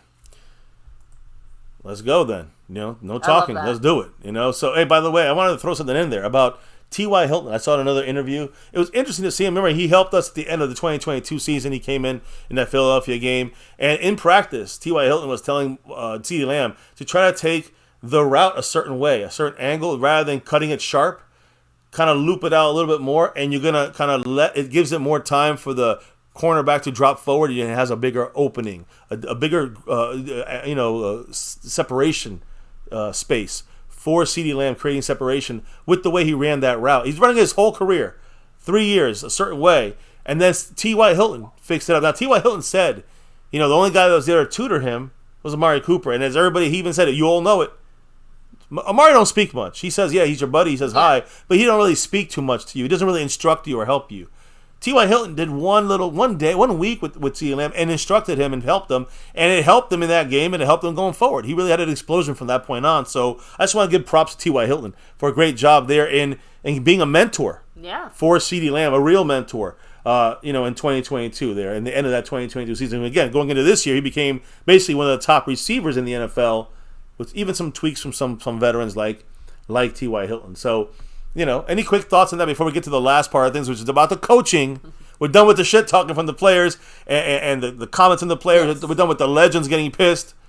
We're done with me getting pissed. We're going to talk about the future now with Mike Zimmer. But first, I want to hear the last couple comments here. Real quick, give me a couple quick fire, rapid fire. Of course. Antoine Scott, what's up? Asmodeus said, he talks to his mom about football. He flat out lied. So... again, Brandon J, definitely don't want Brock Purdy to win. Just throwing that out there. Definitely do not. No way. We want the Chiefs to win. Fuego said, he didn't say that he talks to his mom. He just doesn't tell his mom anything about his personal life nor his sports. Right. That's exactly what I'm saying. He talks to mom every day, maybe, but he doesn't talk football or personal issues he may have. Whatever that, good or bad, that's the way they handle it. But I'm pretty sure she also knows he may be not happy about a couple of things. Let's be honest. Look, let's be real. So I'm assuming that there might have been a little more truth in there than we were meant to know. But at the same time, she obviously does not know everything. Right. Yeah. So, just saying.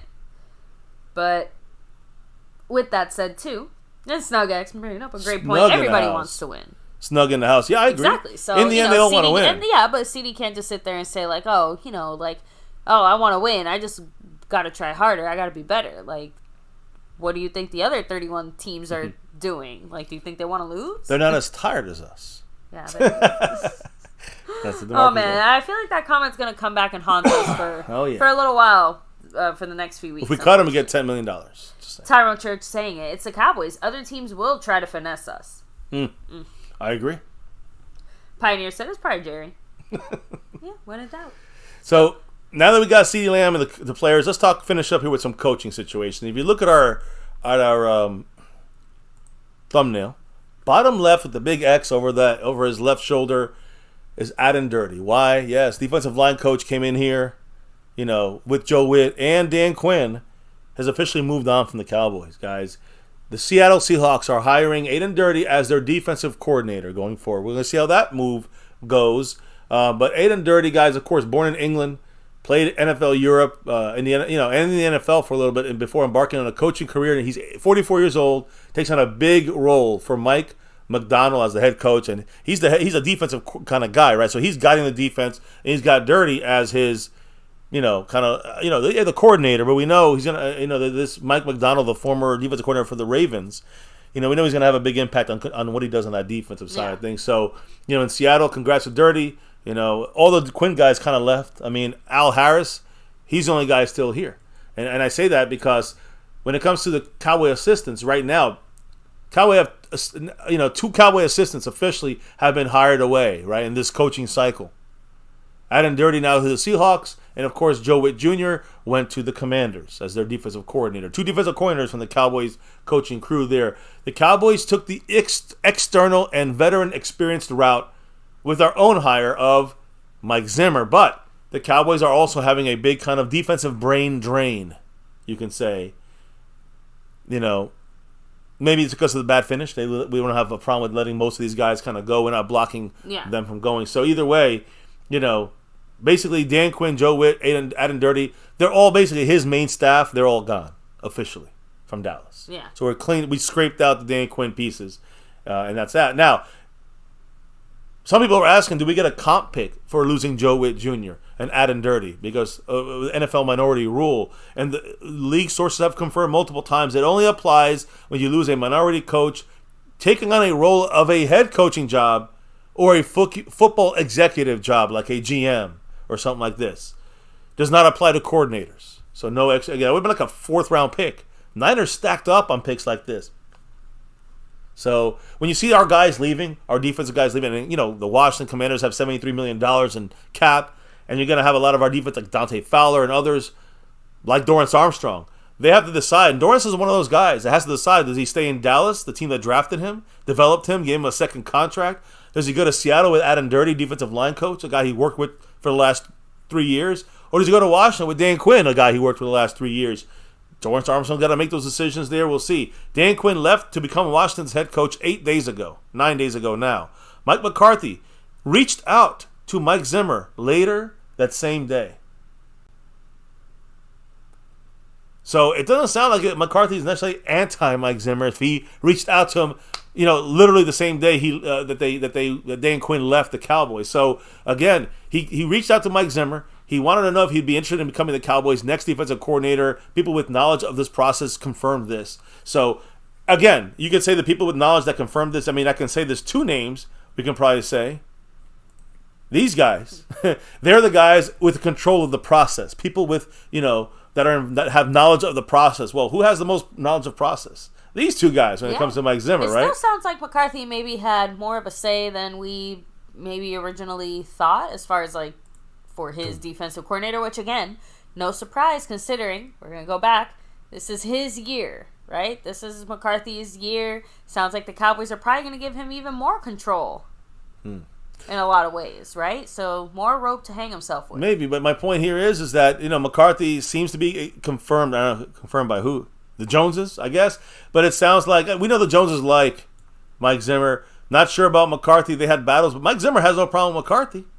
Back when they were in, Green Bay, with McCarthy, they would battle every year twice in the NFC North. So, Zimmer thought it was he on record in an interview after McCarthy got fired that he's like that was a big mistake the Packers did, and he's sad about that decision. So Zimmer's always been a McCarthy fan, and people said McCarthy's not a Zimmer fan. It sounds like that's off as well. So we'll see what happens. But here's a key before we as we dive into his scheme. A contract between the Cowboys and Mike Zimmer 2 days after the announcement. All right? It's not finalized yet. So this has not been official yet. I'm trying to make sure you guys get it.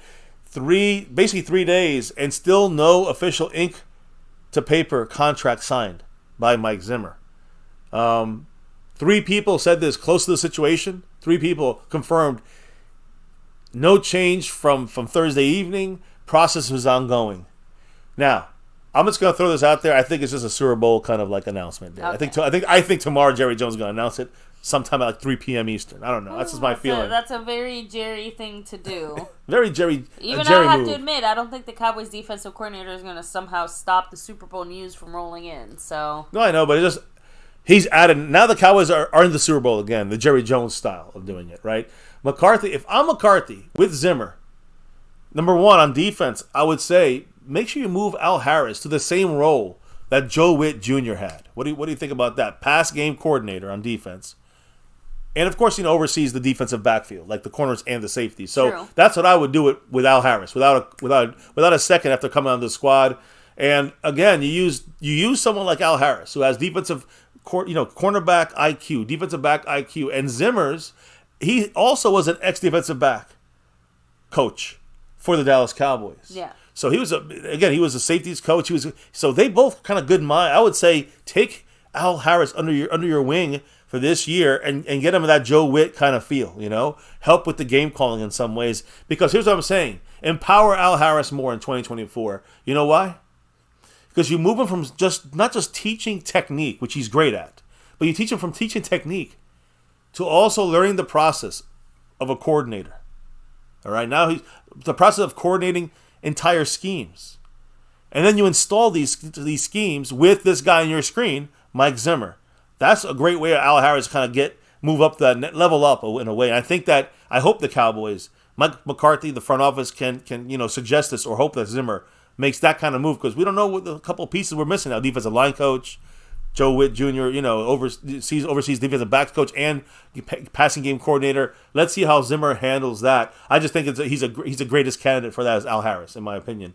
And perfect transition from the current role, from just teaching technique, to the future role of maybe a defensive coordinator. A lot of people wanted him there, like Trayvon Diggs, but that's just way too soon without taking the proper kind of steps up there, learning the way. Right, so it's a big jump. You just can't go from technique guy to defensive coordinator in 1 year like that. You just can't do it. So this is a good start transition for Al Harris, giving him more power from within the locker room that already loves him. Al Harris is loved by the players. So give him more power in the coaching room, and let's upgrade him, level him up. That's what I don't know how you feel, but that's what I'm talking about. That. So again, when it comes to Mike Zimmer and his defensive scheme, all right, understand who Mike Zimmer is. All right, the Cowboys made the decision to bring him in as our defensive coordinator, and replacing Dan Quinn. He brings with him a very distinct scheme. All right, and the coverage scheme that Zimmer runs are truly what makes his defense special. You look at pass defense, he's one of the best at pass defense through his career. He began his coaching career as a Cowboys defensive backs coach, tends to devote his extra time to crafting his coverage schemes. All right? And again, what does that look like in a quick breakdown here? Let me explain. First and foremost, you better be able to play man coverage. Okay. So if you're looking at kind of guy we're going to get, whether it's free agent or a draft pick, if it's going to be a corner or safety or any kind of coverage, you're going to have to do man. If you can only do zone, you're not going to be on this team with Zimmer. His coverage schemes are built on their versatility.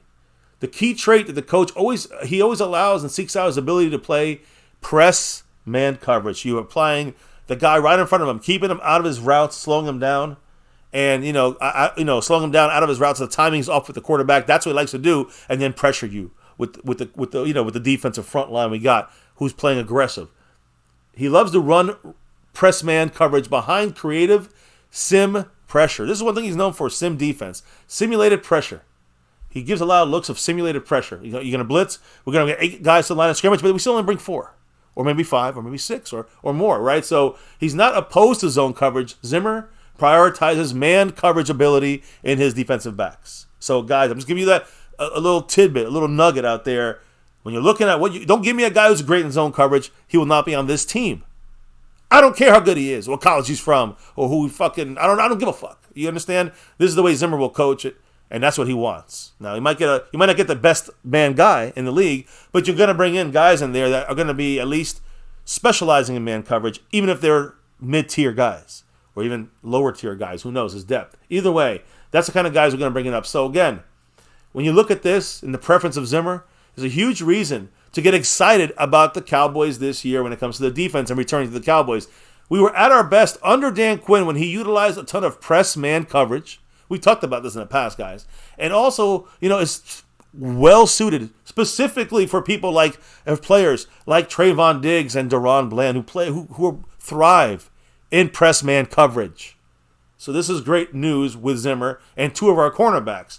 Zimmer's affinity, he loves the bump and run man coverage, is a great fit with our current cornerbacks and also our cornerback coach Al Harris, which is why I say upgrade him to defensive passing game coordinator here. And again, Al Harris played a pivotal role in helping develop both these guys. Trayvon Diggs in his second year developing, Deron Bland in his first year rookie developing him. It's been mainly the technique stuff being taught by Al Harris. So a feature of Quinn's defense that often came under criticism, especially this year, was that the Cowboys gave a large cushion to receivers even when you played man coverage. We didn't play enough of that press man coverage. So that likely will not happen with the Cowboys and Mike Zimmer this season.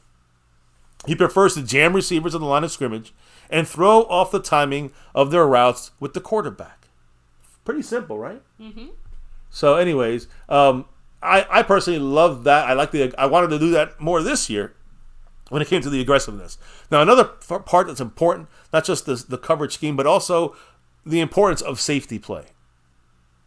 Now, if I'm not mistaken, Jayron Kearse, he's going to probably be gone this year, but we still got Malik Hooker, Donovan Wilson here as our safeties. And you also got Marquise Bell, who might be slid back to that little more hybrid safety linebacker kind of guy, but more time at safety now. Either way, kind of replacing the Jayron Kearse role. You might see that from Marquise Bell this year. Safety play has always been a key component of Zimmer's defensive schemes. He's a first stint, when he came to the Cowboys for the first time in his first stint with the Cowboys as a rookie, basically, coach, he worked with guys like Darren Woodson and Roy Williams. Later in Cincinnati, he worked, schemes around guys like Reggie Nelson and George Iloka, if you remember, former Cowboy as well. Upon taking the Vikings coaching job, Zimmer was able to work and coach multiple Pro Bowls out of guys like, example, Harrison Smith. We talked about him the other day, right? A lot like Vic Fangio in this way. These schemes have taken the league by storm in a way here, especially as of late. Zimmer often, lines both safeties up deep and then puts a lot on those safeties, responsibilities. They have a lot of responsibilities, both safeties running deep. So two safety positions are practically, going to be the same, interchangeable, the same for Zimmer. And both will be asked to handle a lot of changes and different roles and alignments. So they're almost like the brain of the team. Think of it as the safeties are going to be running the show for this team. And they're not going to be playing as much as you think maybe on the line of scrimmage or, one guy may jump on there once in a while like a Donovan Wilson or Marquise Bell, but he wants his guys on, two safeties, not one. And both these guys have a lot of responsibility here, guys. Again, a lot of roles, alignments, and changes in play. Zimmer frequently rotates his safeties after the snap. He wants them both to do the same thing. They both got to be able to mirror each other and do the same role. They got to be interchangeable. You can't have basically two free safeties. I mean, you don't want a free safety and a strong safety. You want two free safeties or two strong safeties if you're Mike Zimmer. So Donovan Wilson is very good in coverage. Malik Hooker is great in coverage. That's the kind of, I don't know if that's the guys he's going to use. We'll have to wait and see. But again, this is a good first step here. Marquise Bell, to me, is more like a Donovan Wilson kind of guy there. I don't know about how good he is in coverage. But either way, I know Zimmer will get the most out of these three safeties. And, we'll see who else we bring in or draft or whatever it may be. But safeties, very important for the Cowboys. And again, he loves to use these guys as potential pass rushers. So that takes Malik Hooker a little more out of it. Although you can still rush with him. I think Donovan Wilson, Marquise Bell are going to be great when used as pass rushers, as safeties, and moved up and blitzing, whatever it may be. That's what you're going to see with someone like Mike Zimmer here. And during Quinn's time in Dallas, he developed a tendency to play three safeties. We always had the heavy nickel, three safeties almost all the time in the game. And they all had defined roles. Jayron Kearse was kind of a linebacker hybrid, which you might see if you see that role this year, it'll be Marquise Bell.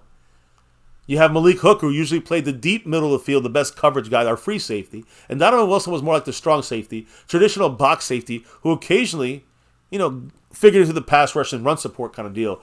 Under Mike Zimmer, what's going to be the changes? Well, they're not going to rely that much on three safeties. Okay. So we don't need 3 guys constantly in the mix. Keep that in mind. It might be a rotation of guys on 2 safety spots, but we're going to have maybe 3 safeties playing two spots on the field, rotating them all over the field. And again, considering, he's going to ask just 2 safeties to fill these roles, the usual roles of the defense. Zimmer the way he used Harrison Smith in Minnesota, it's easy to envision, and I've said this before, how you can see the very talented Donovan Wilson. He's on this team again this year. He's got a contract. He's the guy you want to see there kind of playing the Harrison Smith role. Marquise Bell can probably do that as well at times. While Malik Hooker, safety-wise, his coverage ability is similar to Anthony Harris, who led the league in interceptions for the Vikings in 2019 under Zimmer's watch. So, again, however it works out, safety play is going to be crucial. A crucial part of Zimmer's defense in Dallas. And let me just say one thing real quick. Do not count on us drafting any safeties in this draft because it's a 1-year deal. You don't want to get a safety that the Cowboys don't even like safeties. If anything, it'll be a free agent move for depth, or Marquise Bell will be the backup safety for now. Something. I'm just saying. I'm just throwing out some. A draft is just too long of a commitment. Yeah, I would focus on a 1-year guy. It's a backup at safety. At free safety, more of a Malik Hooker kind of guy. Well, because to me, the Marquise Bell is kind of the Donovan Wilson kind of guy, especially when you're pressure pointing him, box safety, hybrid linebacker like, right? So to me, that's what I would do there. So, just kind of my 2 cents on that. Now, the last part of this very important discussion of Mike Zimmer, multiple disguises, multiple coverages, multiple disguises in coverage. So again, guys, as previously mentioned, Zimmer has a priority on versatility in the back end, the defensive back. It's all about DBs in this conversation. Okay. He has a very strong preference, like I said, man coverage, and it's common to have 2 deep safeties. We just talked about both these things. 2 deep safeties and press coverage, right? But Mike Zimmer often commits to changing things immediately after the ball is snapped. Whatever you see, it's not going to be. Okay. So he frequently rotates his safeties. They would move, whatever it would be, like one side to the other side of the field sometimes, or showing pressure, dropping back, the other one blitzes. So, again, he rotates safeties. He drops players into coverage after showing blitz. Mm-hmm. Generally tries to make the quarterback think as much as possible immediately after snapping the ball. So, it might not be... With all the different moving pieces on defense, it either will mess up his progressions, obviously leading to a better defensive play. Sacks. A sack. Hesitations. Turnover. Now, who knows? You know what it sounds like to me? Downs. You know what it sounds like to me? Yards. It sounds like Mike Nolan, unfortunately. Oh, no. It was too... I don't think Mike Nolan was a good teacher. We know Mike Zimmer is a good teacher. So I have much more trust in someone named Mike Zimmer teaching a complex situation to every player. He's going to come in there already doing this. All 11 got to know what the fuck they're doing. And each other's jobs as well. So I don't see that from Mike Nolan. I never saw that from Mike Nolan, except putting some hot sauce in his eyes. So, again, Mike Zimmer, he likes to disguise things, have multiple different kinds of coverages, not just sticks with the basic kind of 1 or 2 schemes, which is what Quinn basically did. So he wants the quarterback to think about things and hesitate. He makes frequent use of quarter coverage, all right? Again, which basically drops back 4 defenders deep. You have 4 guys deep all of a sudden, but it has several different variations to it. Depending on the offensive alignment and the personnel they bring in, it can be split into quarters on one side only, and then traditional cover 2 on the other side of the field, which is usually termed as cover 6. But basically, you can also run a version of the zone on one half of the field, and then traditional man coverage on the other half. So you can be literally half the field could be zone, the other half could be press man coverage. That Lost in Translation said Zimmer is a genius. Yes. It's about the teaching technique. So we know he's got the ability. We thought Mike Nolan had something. He was fucking horrible at teaching, and I don't know if his scheme would have worked, but Mike Zimmer's scheme has worked. It's been proven. Players know it. They get it done, or they get the fuck out. And I'm just saying, that's the kind of attitude we have with Jimmy Johnson. That's the kind of attitude we need in this locker room from the coaching staff, from Zimmer, and specifically, I'm going to say on defense. So just splitting the field up, whether it is playing cover 2, cover 6, cover 2 and quarter coverage on a combined field. The players got to know this, or else we're going to be screwed. Same thing goes when it comes to, of course, zone on one side and man on the other side. That is the genius part. The team, the players just got to know it. He's got to teach it, and he's got to do a great job at doing that, or else it's not going to work. So Zimmer incorporates what he does as we wrap it up: pattern matching, kind of concepts into his coverage technique. So this is all like everything's changing for us on defense as the play goes on. Pattern matching was made famous. Go back to Bill Belichick, right? Mm-hmm. Nick Saban, Zimmer, and his disciples. Now they usually hire defensive back coaches from those kind of coaching trees to try to teach it. The best ones to teach it. And again, if you look at the simplest way here, guys, basically it combines zone and man coverage principles to allow defenders to adjust their coverage based on the route combinations that's being run in the play. Now, I'm just saying, when the play is going, the way that if players start to turn a certain way, look a certain way, or go into a certain part of the field, the coverage literally changes as the play is going. It goes from zone to man. It goes from man to zone. Yeah, it's that complex. I really hope he does do a good job because, like you said, when we tried anything even close to resembling that, we looked like trash. No, we had Mike Nolan as the coach, as the teacher, and we had Xavier Woods and guys like that as the players. So that could be part of it. I'm hoping. If it works, we'll be great on defense. If it doesn't work, it's going to be ugly. It's going to be Mike Nolan-ish. So, again, the key to me, guys, again, this is much more complex than even what I'm saying it is, which is why the coaches that are teaching this is the most important part of this whole process.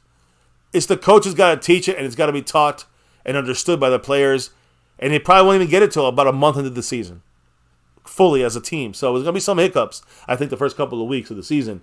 But again, guys, the way it's taught is essential. The coaches he brings in to teach it are essential.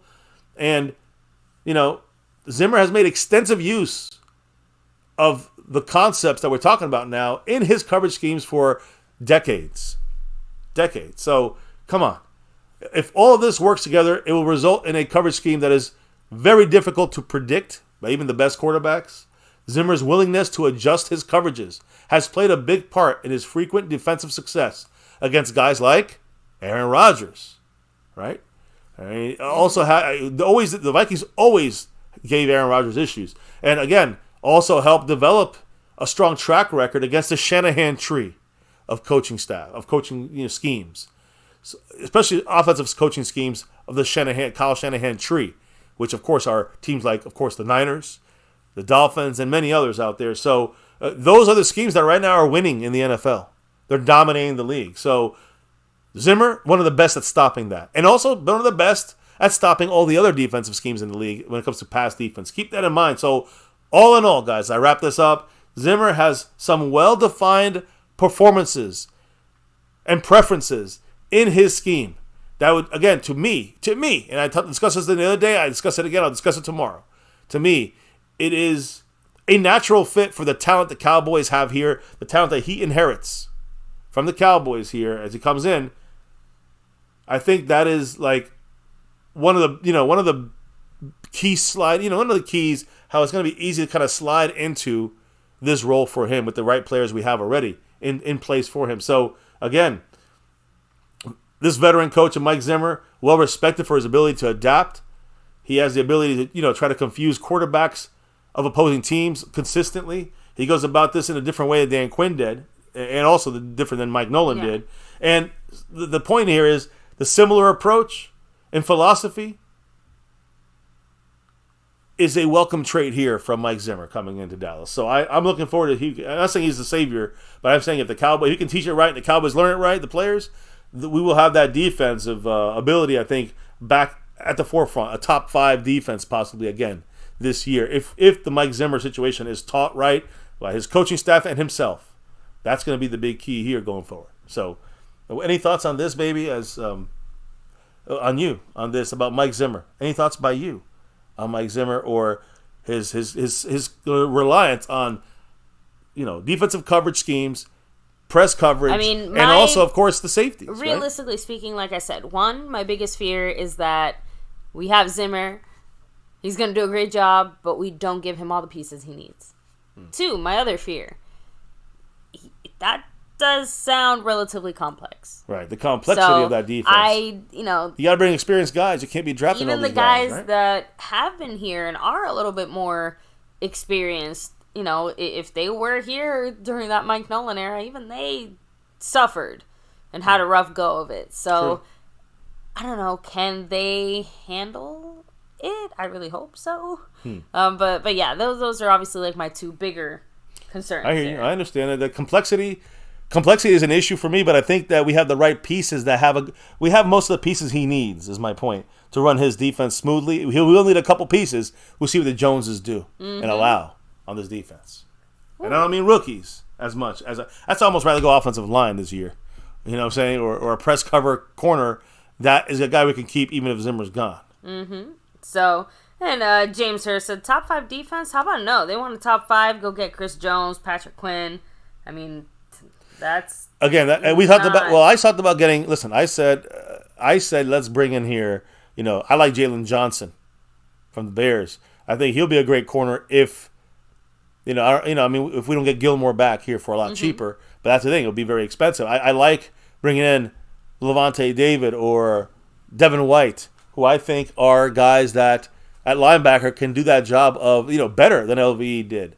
So linebacker, got to get help there. And then interior defensive line. No, you do not draft the motherfucker in there. We got enough guys right now to do 3-tech light. I think we need to get like Isaiah Buggs and guys like Jonathan Hankins. We can get big guys in there. Mozzie needs to gain some more weight and work as the third stringer as the 1-tech interior. We need to stop the fucking internal run and got to keep things clean for guys like a good run-stopping linebacker. We do those things. And we secure, whether it's Stephon Gilmore or go a little higher than that, we got to get that cornerback spot fixed. I think that is going to be a key going into this season for this defense, trying to be a top 5 like team there. So I hear you, James Hurd, but the Cowboys never go for Chris Jones and Patrick Quinn. I'm hoping the Cowboys go for $2 million nose tackle, 1-tech type guys, stop the run, and a guy like Devin White for $10 million. That's asking even for too much already. You know what I mean? So, we go. I'm thinking Jalen Johnson's a dream pickup, but I don't think we're going to give him another corner the same way that we gave Trayvon Diggs. So I don't see that happening either. Much love. Asmodeus in the house, he said it's time for a cool change.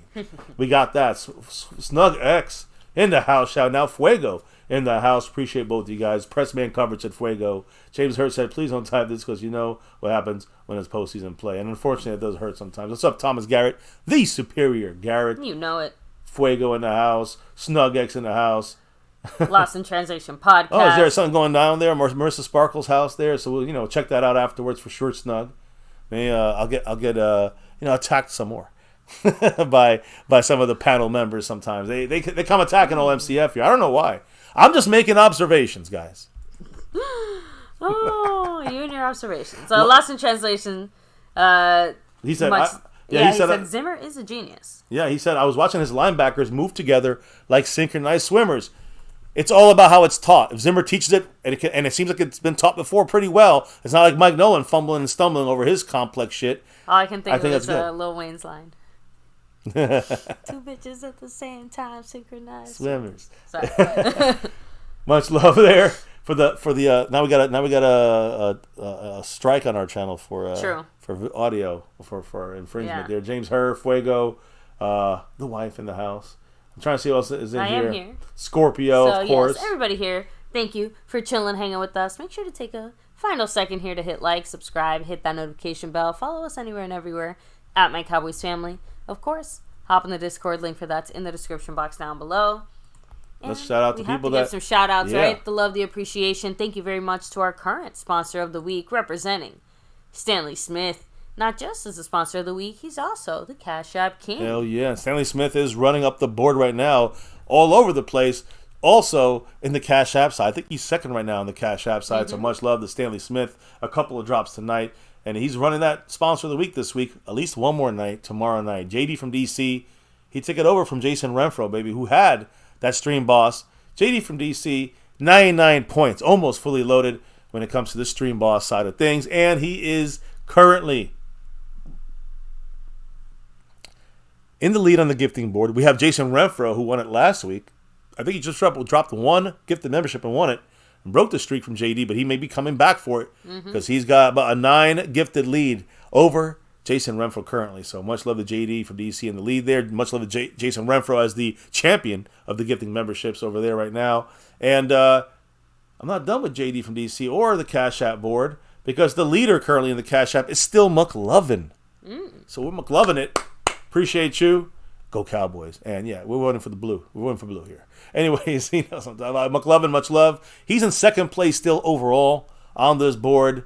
You know, you got a lot of ballers up here right now, like, you know, the top 5. Stanley Smith, Snug X in 4th, Jason Renfro in 3rd, McLovin in 2nd. The same guy right now you see in the lead on the gifting membership board. The same guy you see right now leading the Stream Boss with having 99 points on the Stream Boss. You know his name, JD from DC. He's the man right now in first place, coming for that sponsor of the week. He's coming for all 3 boards right now, except for the Cash App, which is in McLovin's hands.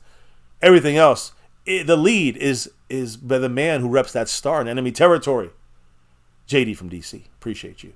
So again, any last comments as we do the shout outs now, I guess? You're on your side of things? Of course. Zimmer, he's gone. Actually, we'll talk about not really, because we kind of already read them all. So, with that said, guys, we literally read I went back every single one. Well, I kind of stopped there. I was going to shout out a couple other people here. Snug, Fuego, Pioneer, Frame Rippers, Mr. Akima, Asmodeus, Antoine Scott. Who else we got here? Brandon J, 2024. Brandon James, Tyrone Church. We got Fuego. We got the wife, of course. Cowboy Nation, Danny in the house was here, dropping some knowledge here. Micah Parsons is talking crap in his podcast. Chris Davis, yes, they were tired of Quinn. Eastside got timed out. He'll be back, I'm sure. Choctaw Montana in the house. Chris Davis, JD from DC with the drops. Who else?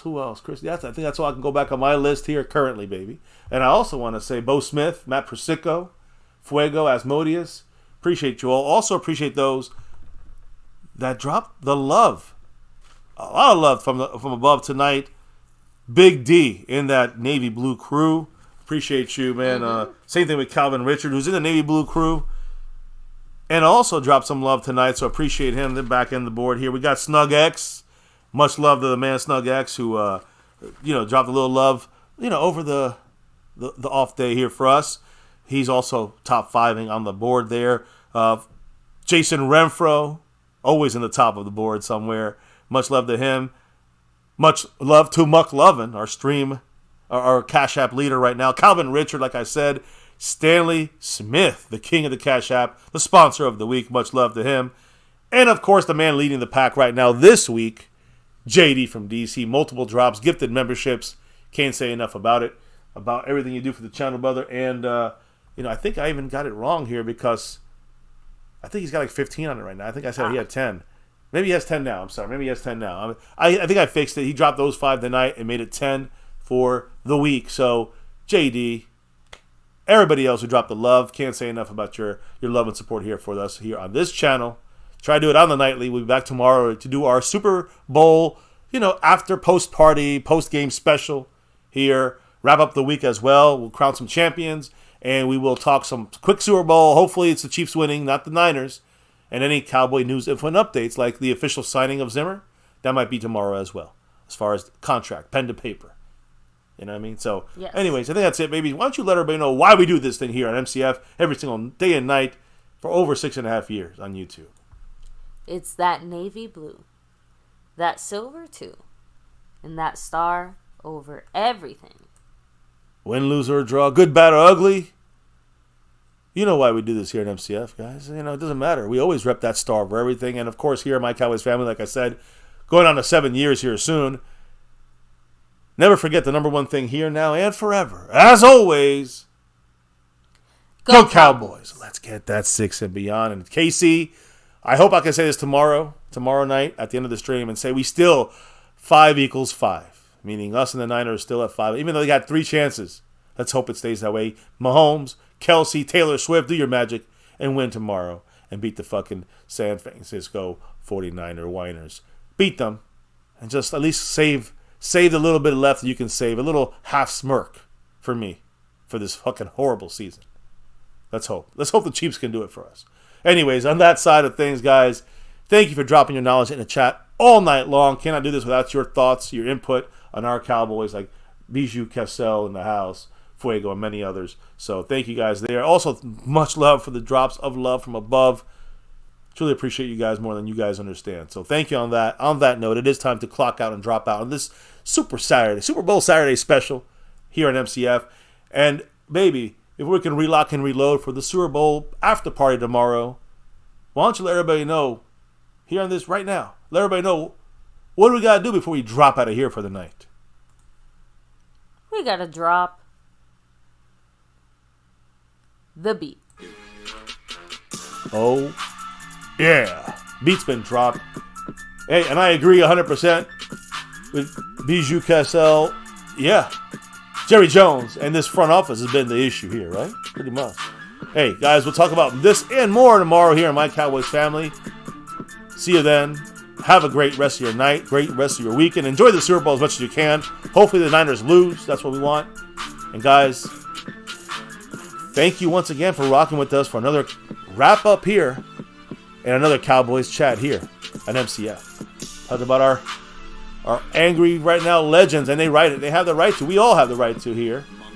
Zimmer hire, the scheme, DAK, Ceedee Lamb, Ceedee Lamb's mom situation, coaches leaving to Seattle like 8 and dirty. Talked about all of this and so much more right here on My Cowboys Family, MCF, where it's about that navy blue, that silver too, that star. Always over everything. Never forget the number one thing here on My Cowboys Family. It's you guys. Much love to every single one of you guys. Appreciate you all. Make sure you don't forget to hit that like button. Hit subscribe if you're new. Get past 31,000 subscribers. Hit that notification bell. Move it to all videos. We'll see you again on Twitter, X, wherever, all social media at My Cowboys Family, the Discord guys. We'll see you back here tomorrow for the Super Bowl after party. Sunday night here, closing out a week at MCF, guys. Stay safe, much love, peace out, and never ever forget, Go Cowboys!